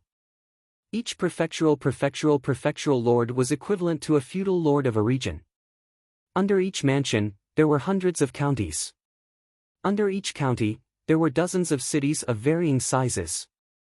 A prefecture was definitely extremely large and had countless people. 10 prefectures were equivalent to thousands of counties and tens of thousands of small cities. How enormous was that? Du Xiaofu couldn't help but be surprised when he saw that the wager for the younger generation of the empire was 10 prefectures. Last night, Du Xiaofu remembered that Emperor Cheng had mentioned the Tianhu Empire to him. When his master's revered weapon cave abode opened, people from the Tianhu Empire had appeared in the dark forest. He had killed a few of them, including the palace lord of the Tianhu Empire. Therefore, Du Xiaofu didn't have a good impression of the people from the Tianhu Empire. After Du Xiaofu asked, Du Xiaofu found out about the wager for the younger generation of the two empires. The wager for the younger generation of the two empires was 10 prefectures. Therefore, it was called a kingdom war by the outside world. It was said that the Stone Dragon Empire and the Tianhu Empire had always had a lot of grudges between them. This grudge originated from the friction between the two empires' borders. The friction between the two empires had been going back and forth for a long time. Naturally, the grudges between the two empires became deeper and deeper. In the end, the grudges between the two empires couldn't be suppressed. There were many fierce battles between the two empires on the border. However, in terms of imperial strength, the Tianhu Empire was much stronger than the Stone Dragon Empire. However, the Tianhu Empire seemed to have some misgivings, so the two empires didn't go to war. After several rounds of negotiations between the empires, the two empires finally came to a tacit agreement. The wager for the younger generation of both empires would be 10 prefectures. It could be considered as a way to resolve the conflict between the two empires. Whether it was the Stone Dragon Empire or the Tianhu Empire, it was likely that both empires wanted to take advantage of this duel between the younger generation to properly assess each other's strength. After the final victory and defeat of both empires, the winner's morale would be greatly boosted while the loser would inevitably be negatively affected. This time, General Jian Shanhe, Ling Xian, Jade Maiden, Gu Xinyan, and the others hurried back from the academy because they were urged by the king's mansion behind them. This was because they had to prepare for the kingdom war in the imperial capital. They represented the peak of the younger generation of the Stone Dragon Empire. The Tianhu Empire is backed by the Sky Snake sect. It's a huge force and is one of the top 10 first-rate forces in the Central Plains. However, the Stone Dragon Empire only has the Tianmu Academy behind them. It's said that the Tianmu Academy is no longer what it used to be. In the past, countless young experts came out of the Tianmu Academy. Each of them was able to dominate the Central Plains and shock the entire continent. However, for some reason, the Tianmu Academy gradually declined. Thus, they. Ghost Child sighed and said, it's said that the younger generation of the Tianhu Empire will be coming this time. There are experts from the Sky Snake sect among the top 10 first-rate forces in the Central Plains. Their strength is unimaginable. They are the peak existences among their peers in the Central Plains. The Sky Snake sect. Upon hearing this, Du Xiaofu's expression changed slightly. When he was in the barbaric Beast Mountain range, he had fought with the Sky Snake sect. Du Xiaofu had a deep impression of an expert from the Sky Snake sect who attacked him. However, he was intimidated by the mysterious beautiful woman who held him hostage. Later on, he met Zhu Shui of the Profound Talisman sect and Lin Buguang of the Profound Underworld sect. He even fought with Lu Kun of the Sky Snake sect. You also know about the Sky Snake sect? Ouyang Shuang asked as she looked at Du Xiaofu in confusion. She knew Du Xiaofu the best. He had left the Stone City and didn't know much about the outside world. It wasn't easy for him to know about the Sky Snake sect. I've only heard about it. Du Xiaofu had only heard about the Sky Snake sect from Zhu Shui, Lin Buguang, and the others. He didn't know much about it. He didn't know that the Sky Snake sect was one of the top 10 first-rate forces in the central region. Upon hearing this, Gu Xinyan seemed to want to know more about the origin of the Sky Snake sect from Du Xiaofu. She said, the Sky Snake sect is one of the top 10 first-rate forces in the central region. It is rumored that the experts in the sect are as numerous as the clouds. Every one of them has an exceedingly high cultivation and strength, and they own many empires. Perhaps the Stone Dragon Empire is just a drop in the ocean in the eyes of the Sky Snake sect. However, every disciple from the top 10 first-rate forces is incomparably powerful. Moreover, there are many outstanding talents who can shake the heavens and earth as soon as they step out of the sect. Their names resound throughout the world. After Du Xiaofu heard Gu Xinyan's words, he asked Gui Hua, Wu Kei, and the others, will you be participating in the duel the day after tomorrow? We don't have the qualifications to participate. There will be a total of 5 people in the duel tomorrow. Only the general and Gu Xinyan from the Tianwu Academy will be participating. This is also because we have the backing of the king's residence. The academy will never interfere in this kind of matter. As for the other 3, one of them is the eldest princess, Qing Xingnan. Her status in the Divine Light Court is not low. It is rumored that her cultivation and talent are extremely terrifying. She shouldn't be below Du Yi, but she has been hiding it very deeply.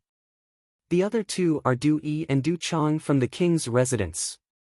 However, Du Yi has already been defeated by you. I'm afraid that the duel the day after tomorrow will be even more disadvantageous for us.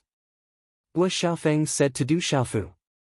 When he mentioned Du Yi, he couldn't help but look at Du Xiaofu helplessly. How can the eldest princess be from the Divine Light Court? Du Xiaofu raised his eyebrows slightly. He didn't have a good impression of the people from the Divine Light Court. It's a long story. Perhaps we don't know much, so we don't know how to explain it. Ghost Child said, without a powerful force behind them, it's not easy for an empire to establish itself. Perhaps it's because the Tianwu Academy has been declining over the years and has never cared about the matters of the outside world. They also don't take orders from the Imperial Palace, so the Imperial Palace wanted to find another way out. Otherwise, not to mention the surrounding empires eyeing them covetously, even the Tianhu Empire wouldn't be able to deal with them. Therefore, back then, the eldest princess went to the Divine Light Court. Is the Divine Light Court also one of the top 10 forces in the central region? Du Xiaofu asked curiously. Of course.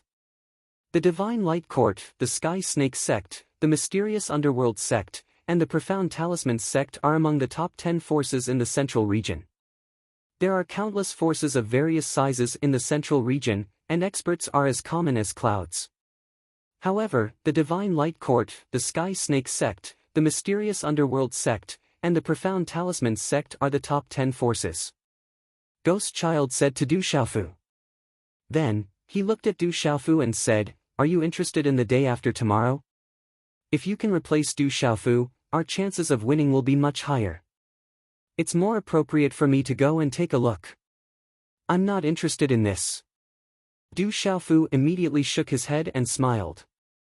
Then, he said to the general and Gu Xinyan, when I'm free, I'll go and take a look at your glory. After chatting about the kingdom war between the Tianhu Empire and the Stone Dragon Empire, it was already dusk when the general and Gu Xinyan left. After dusk, the Dark Wolf found Du Xiaofu again. Accompanying him was another initial stage martial lord, who was also the current second-in-command of the Wolf Fang Escort Agency. What surprised Du Xiaofu was that the second-in-command of the Wolf Fang Escort Agency was actually a woman in her 30s. Her curves were alluring. Perhaps it was because she worked in the escort agency, her facial features were delicate, but her skin was wheat-colored. Her entire person exuded a kind of wild beauty, which was called a phantom. Thank you, Commander Maple Leaf Piaoling, for the reward of 100,000.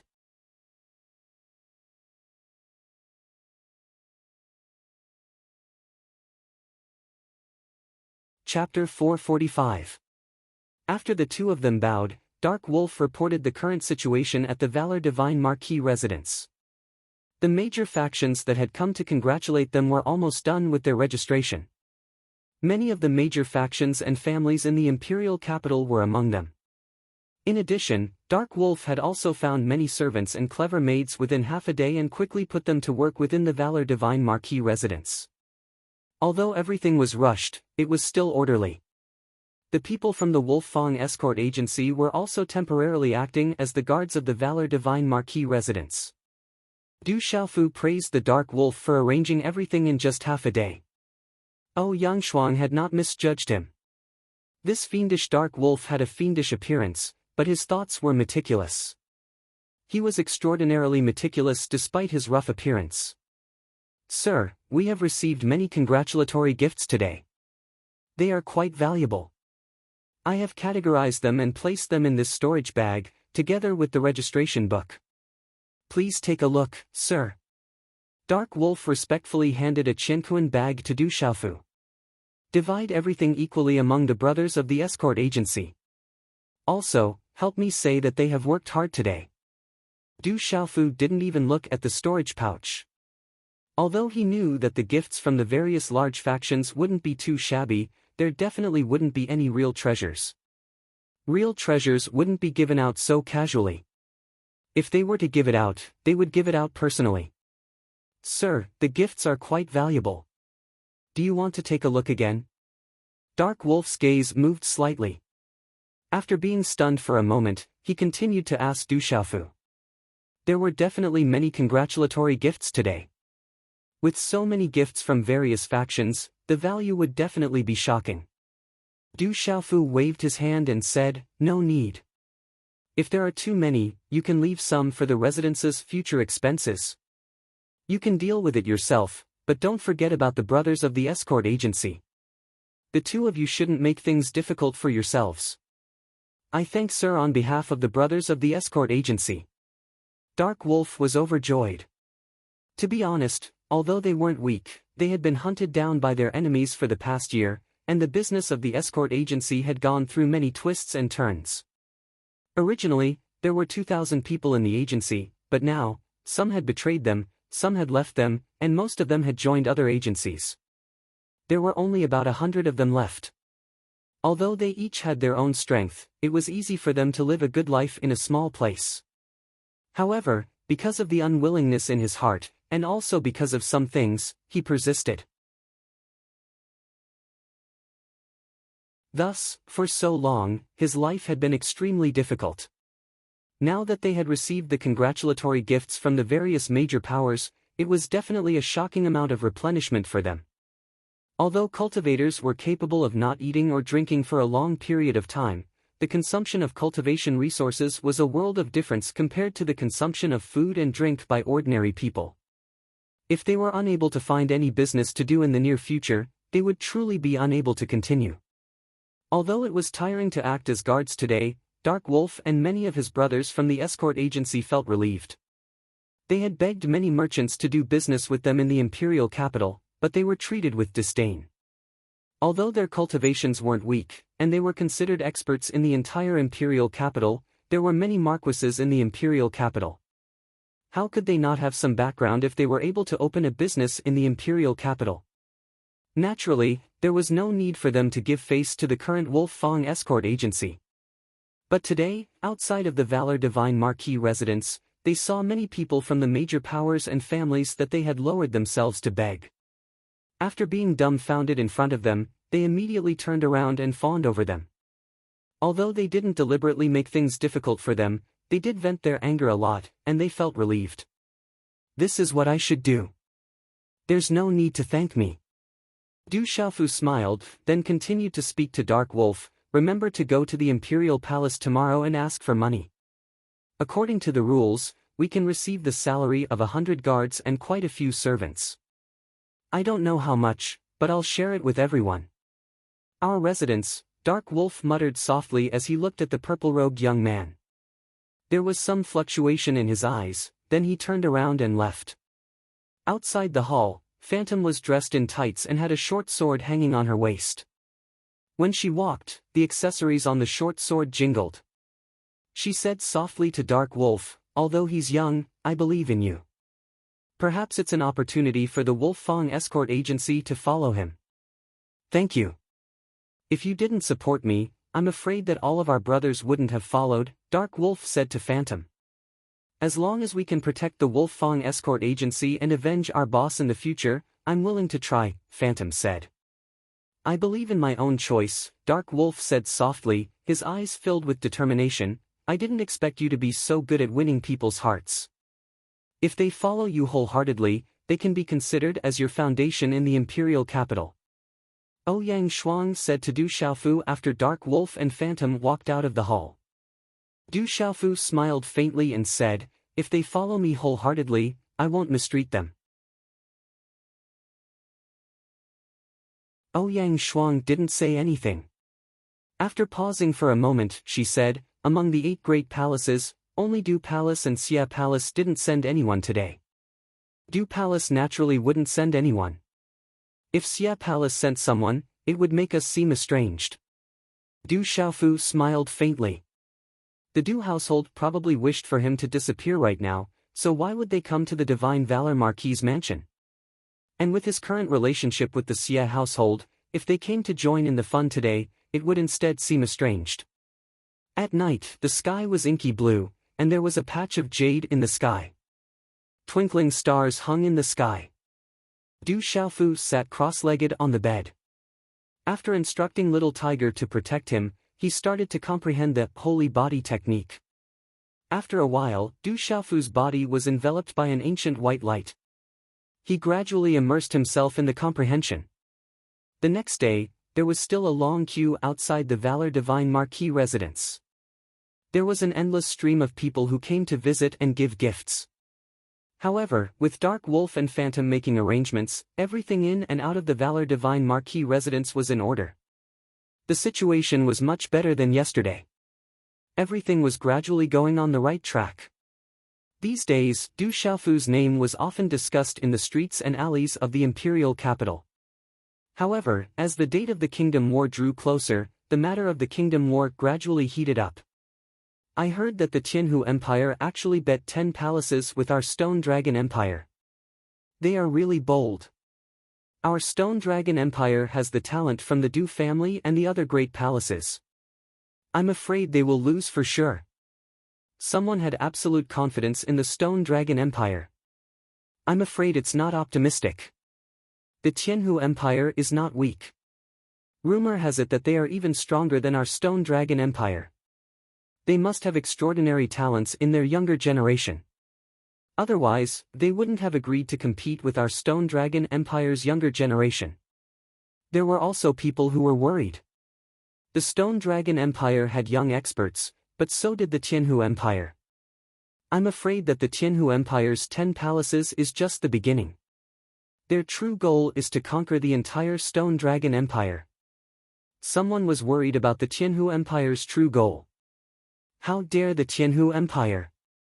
Do they think our Stone Dragon Empire has no one?" Someone was furious. As a citizen of the Stone Dragon Empire, how could they tolerate the Tianhu Empire plotting against the Stone Dragon Empire? Roar! Suddenly, in the cloudless blue sky, the roar of a flood dragon suddenly sounded. The sound waves rolled and surged out, resounding throughout the entire imperial capital. Following which, two tiny dots of light appeared in the distant sky outside the imperial capital. Faintly, an extremely shocking aura swept over like a storm. The pressure caused huge waves to appear in the air. Roar! The two dots of light swept across the sky at an extremely fast speed. The dragon-like roar became louder and louder. Everyone in the imperial capital raised their heads to look at the sky. In just a short moment, many people's faces were filled with shock. At that moment, in the sky, two gigantic creatures that were dozens of feet long swept across the sky. From afar, they looked like two gigantic dragons. However, upon closer inspection, one would realize that they were two huge green pythons. They were covered in scales that looked as if they were made of metal. Runes shone brightly, causing the surrounding air to surge like waves. Waves of ripples spread out, causing the Xian Qi in people's bodies to stagnate. The most shocking thing was that the two giant green serpents that looked like dragons were standing side by side in an orderly manner. They were extremely tame, and in the middle of the two giant serpents, there was actually a huge palace on their backs. Runes were fluctuating above the palace and its aura spread out. It was extremely terrifying. It's actually two jade blood dragon pythons at the Beast Lord realm. How terrifying! That palace has the insignia of the Tianhu Empire. They're from the Tianhu Empire. They must be here to participate in the kingdom war tomorrow. The jade blood dragon pythons are demonic beasts on the heavenly beast ranking. Two jade blood dragon pythons at the Beast Lord realm. The Tianhu Empire must be here to show off. Jingyue, Minghu, long time no see. Come down. Suddenly, a deep voice soared into the sky from within the imperial capital, resounding through the sky. Du Qingcheng, long time no see. Why don't you come out and greet us? Isn't it a little impolite?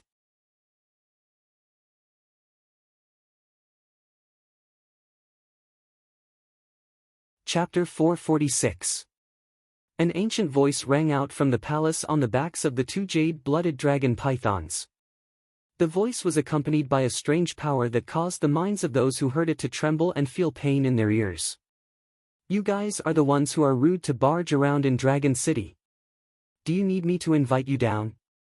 As the low and deep voice sounded, a majestic figure wrapped in light appeared in the air in front of him. The symbol fluctuated faintly, and a bright silver snake light was released. A terrifying aura fluctuated endlessly, causing the spectators around the four dragon cities to tremble. However, it had unknowingly resisted the ferocious aura of the two jade blood dragon pythons. It's the King Protector. The King Protector is here. Countless gazes trembled, filled with respect and awe. The King Protector was the core of the entire empire. His position was only below the Emperor of the Empire. Since the founding of the empire, the Du household had been guarding the borders of the empire for many generations. They were the first line of defense of the empire, and were respected by the citizens. As the King Protector floated in the air, the aura collapsed, and the bodies of the two jade-blooded dragon pythons trembled. Looks like your strength has improved a lot over the years. In the palace on the backs of the jade-blooded dragon pythons, two figures appeared out of thin air. One was a slender old man with long black hair, and the other was a burly old man with long brown hair.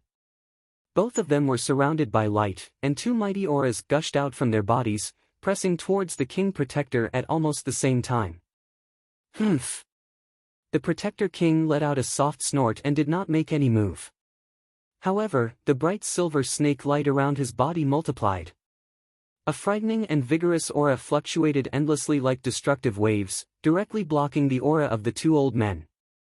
The entire sky shook at this moment. This is Dragon City. Does the Tianhu Empire want us old men to fight first? I'm more than happy to oblige. A faint voice rang out, but it contained some dominance. Immediately, a skinny old man appeared in midair. The sunlight shone on his tanned face, and the wrinkles on his face swam. The wrinkles on his face were like small paths that covered the fields. A bone-chilling pressure spread out, as if it wanted to freeze the entire space. The aura of coldness spread out, and the light around the black-haired old man and the brown-haired old man was immediately affected. The aura of coldness began to freeze them. I didn't expect the North Vanquishing King to come as well. However, there's no need for us to fight first. This time, we're just here to compare the younger generation. We hope that the younger generation of the Stone Dragon Empire can be as extraordinary and as powerful as the North Vanquishing King Protector King and the King Protector King. Ah. The black-haired old was the black-haired old black ha. The black-haired black ha king, the dragon these 5 people were all around the age of 20 to 24 or 25. Their temperaments were extraordinary. Their silhouettes stood quietly, and they could invisibly attract everyone's attention. The young man in the middle appeared to be around 21 or 22 years old. His eyes carried a smile.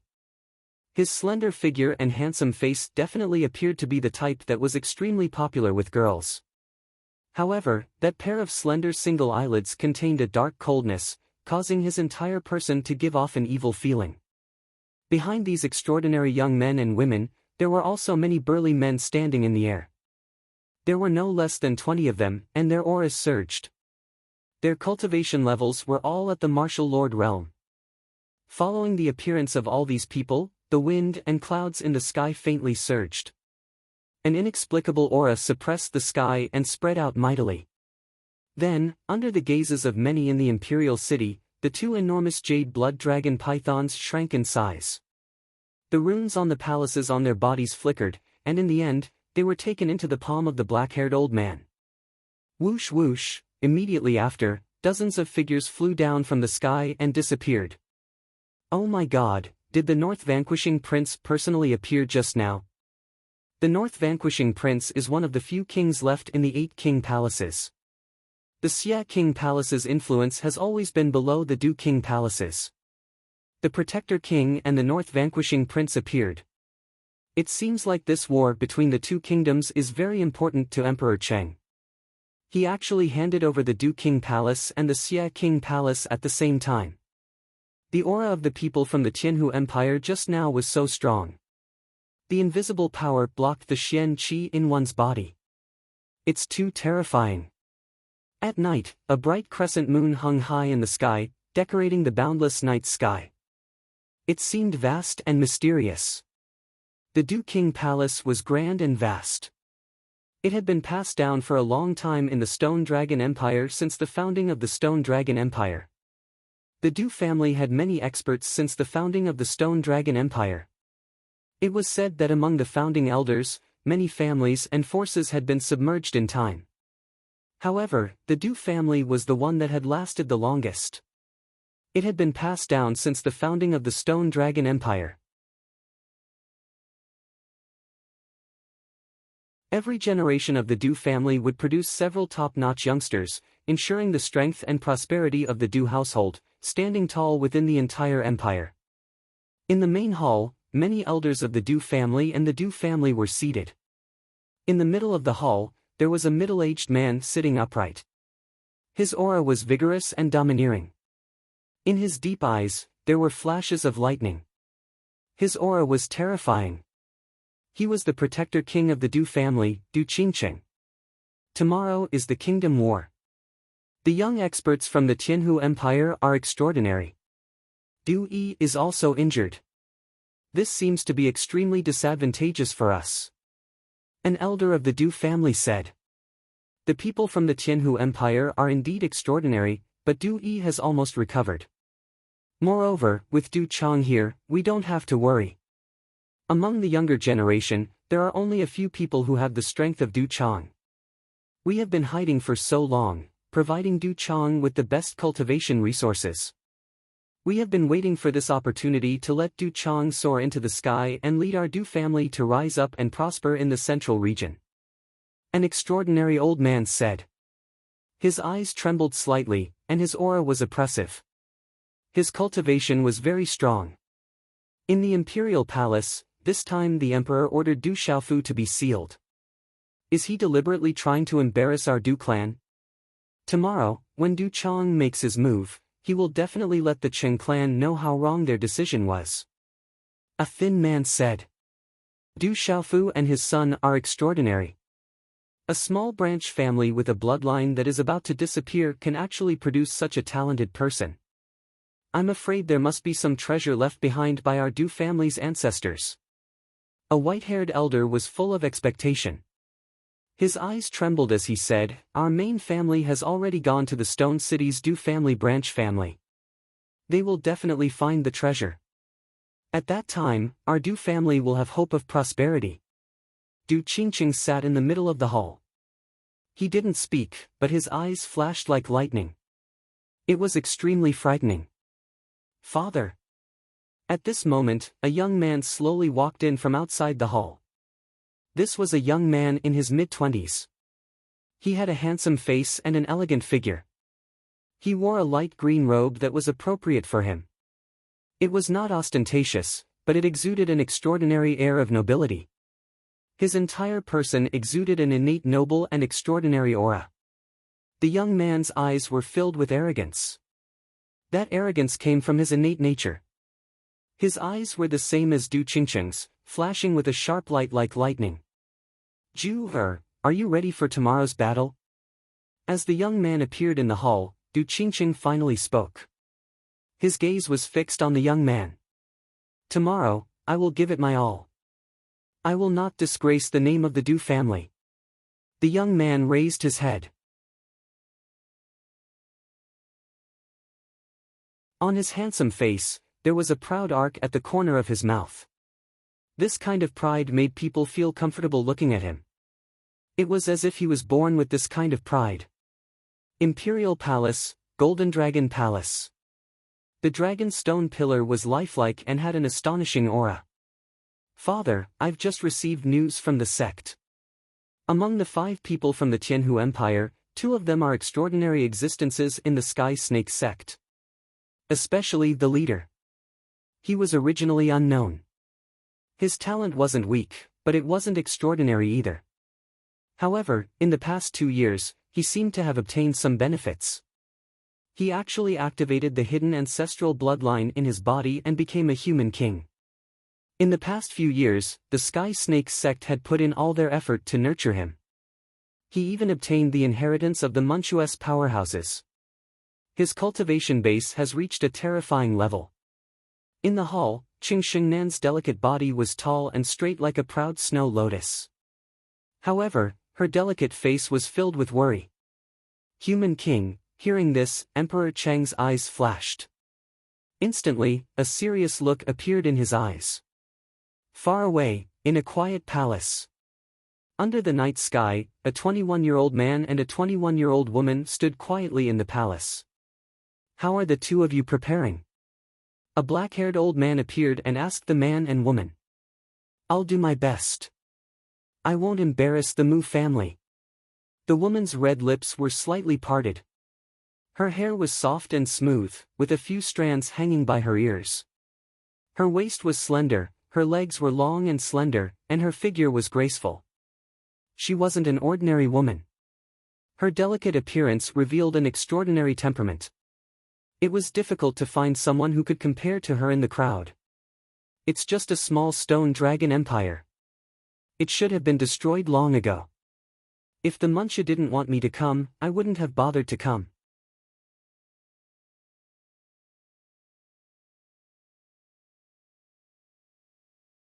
Chapter 447. It's just a small stone dragon empire. We should have destroyed it long ago. If it wasn't for the Muncha wanting me to come, I wouldn't have bothered to come. The young man's gaze was cold and sinister. His eyes flickered with a hint of arrogance. The stars in the sky flickered like the ripples in the sea. There was a boundless mountain range with countless people. Huge cities were built one after another. At this moment, all of them were shrouded in the night sky. It was like a black ancient heavenly serpent coiling across the horizon. It was incomparably majestic and gave people a strong sense of oppression. The mountain range overlapped with each other and numerous palaces stood tall. It was as if a heavenly palace had descended upon the mortal world.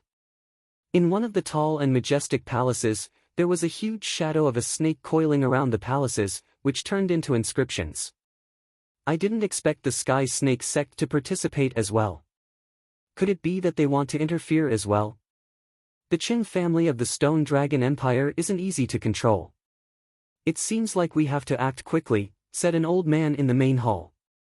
His body emitted a faint glow and his aura was extremely terrifying. Then let's make a move as soon as possible. We have prepared for so long for this step, and we can't allow anyone to beat us to it. We have to make a move before the Sky Snake sect. If there's nothing else, you can leave first. Pay close attention to Tianwu Academy. An old man in his 70s sat in the middle of the main hall. His voice was majestic, as if he could look down on the world and shake the entire central region. Yes. In the main hall, everyone stood up. The experts who were famous in the central region respectfully left. Don't think too much about Tianwu Academy. Even if you obtain that item, so what? At most, you'll have the chance to dominate the central region. As long as you listen to our arrangements obediently, the entire central region will be yours. After the figures left the main hall, a strange light spread out from the main hall. The voice was dignified and indifferent. Within the light, a silhouette stood. It was impossible to see the person's face clearly. The light around him was like a miniature lightning ball. The lightning around him flickered like silver snakes, enveloping his entire being. The pressure was even more terrifying. It was destructive and overbearing, making it so that no one dared to get close. They could only look up. Greetings, emissary. Looking at the person who had come, the old man in his 70s stood up. His attitude was respectful, but his brows were slightly furrowed as he said, I also want to expand the strength of the temple. At that time, it will be easier for us to find the hidden descendants of the clan that the emissary is looking for. Humph, I hope you're telling the truth. We were able to turn the Divine Light Palace from a second-rate force in the central continent to a first-rate force in the central continent in just a few decades. We even helped you reach your current level of cultivation. You have to know that we're the ones who gave you all this, so we can take it back at any time.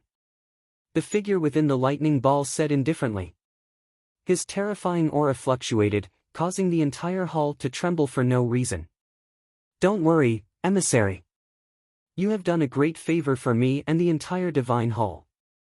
I will definitely have everyone do their best to speed up the search for the descendants of that clan.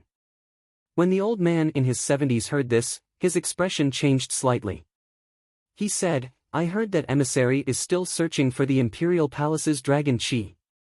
The Stone Dragon Empire has existed for thousands of years and the Imperial Palace's Dragon Chi is even denser.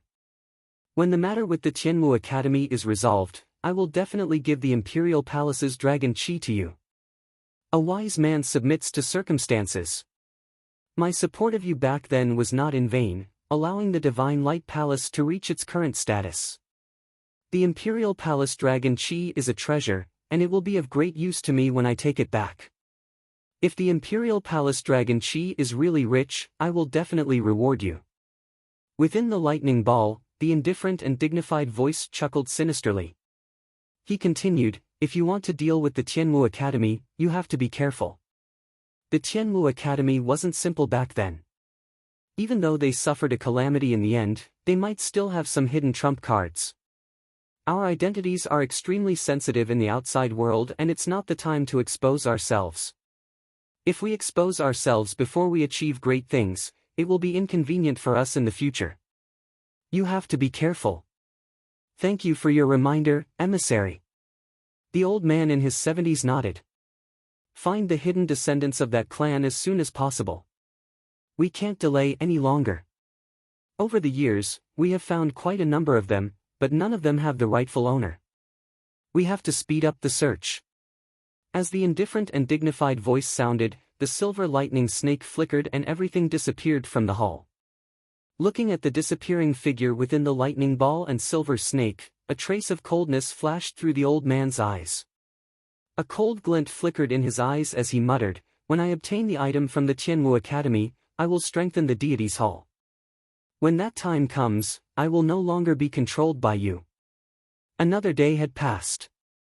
Early in the morning, the first rays of the morning sun shone across the sky. As the first ray of sunlight appeared on the eastern horizon, the entire imperial capital was in an uproar. Figures began to gather at the central plaza of the imperial capital. Today was the day of the battle between the younger generation of the Stone Dragon Empire and the Tianhu Empire. It was known as the Kingdom War and no one wanted to miss such a grand occasion. However, the imperial palace had already issued a ban. In order to maintain order, no one was allowed to ride on demonic beast mounts or fly. Those who disobeyed would be severely punished. Thus, early in the morning, figures gathered on the streets and surged towards the central plaza of the imperial capital. At the center of the imperial capital, there was a huge plaza. It was surrounded on 3 sides and could accommodate millions of spectators. On the 4th side, there was a huge city tower. Standing on the city tower, one could overlook the entire plaza. Usually, this was the place where the imperial capital held important events or offered sacrifices. Although the plaza could accommodate millions of spectators, it was already a terrifying number. However, compared to the hundreds of millions of people in the entire imperial capital, it was extremely small. First come, first served. Those who were late could only wait and watch from the nearby streets. The duel between the younger generation of experts would definitely be held in mid-air. At that time, they would be able to observe the fight from afar. Du Xiaofu, who had quietly trained for 2 nights and 1 day, withdrew the white glow around his body this morning. After spitting out a mouthful of turbid air, he slowly opened his eyes. A powerful aura shook the entire room, causing it to tremble slightly. Immediately, he walked out of the room. After walking out of the room, Du Xiaofu saw Ouyang Shuang, Du Xiaoyao, Du Xiaoqing, Little Tiger, Dark Wolf, and Phantom who were already in the hall. "Someone from the Imperial Palace is here to bring you to the plaza," Ouyang Shuang said to Du Xiaofu. "Go." Du Xiaofu smiled faintly. A battle between the younger generation of the Stone Dragon Empire and the Tianhu Empire. Du Xiaofu naturally did not want to miss such a lively event. Furthermore, the Emperor Cheng had mentioned that he would send someone to bring him to the plaza. Hence, he had already made plans. After speaking, Du Xiaofu looked at Dark Wolf and Phantom. His index finger gently stroked his chin as he smiled and said, "The 2 of you can accompany me. Bring along a few smart brothers as well. It's the first time the Valor Divine Marquis residence is going out, we can't be too shabby." "Yes." Dark Wolf and Phantom both had the intention to go. Following the Valor Divine Marquis would naturally give them a different treatment.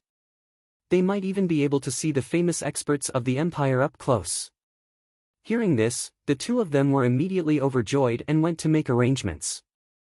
In a short time, under Dark Wolf's arrangements, 7 burly men in brand new armor arrived in the hall. Each of them held their heads high and their chests puffed out. Among the 7 of them, 5 of them were at the perfect pulse spirit stage.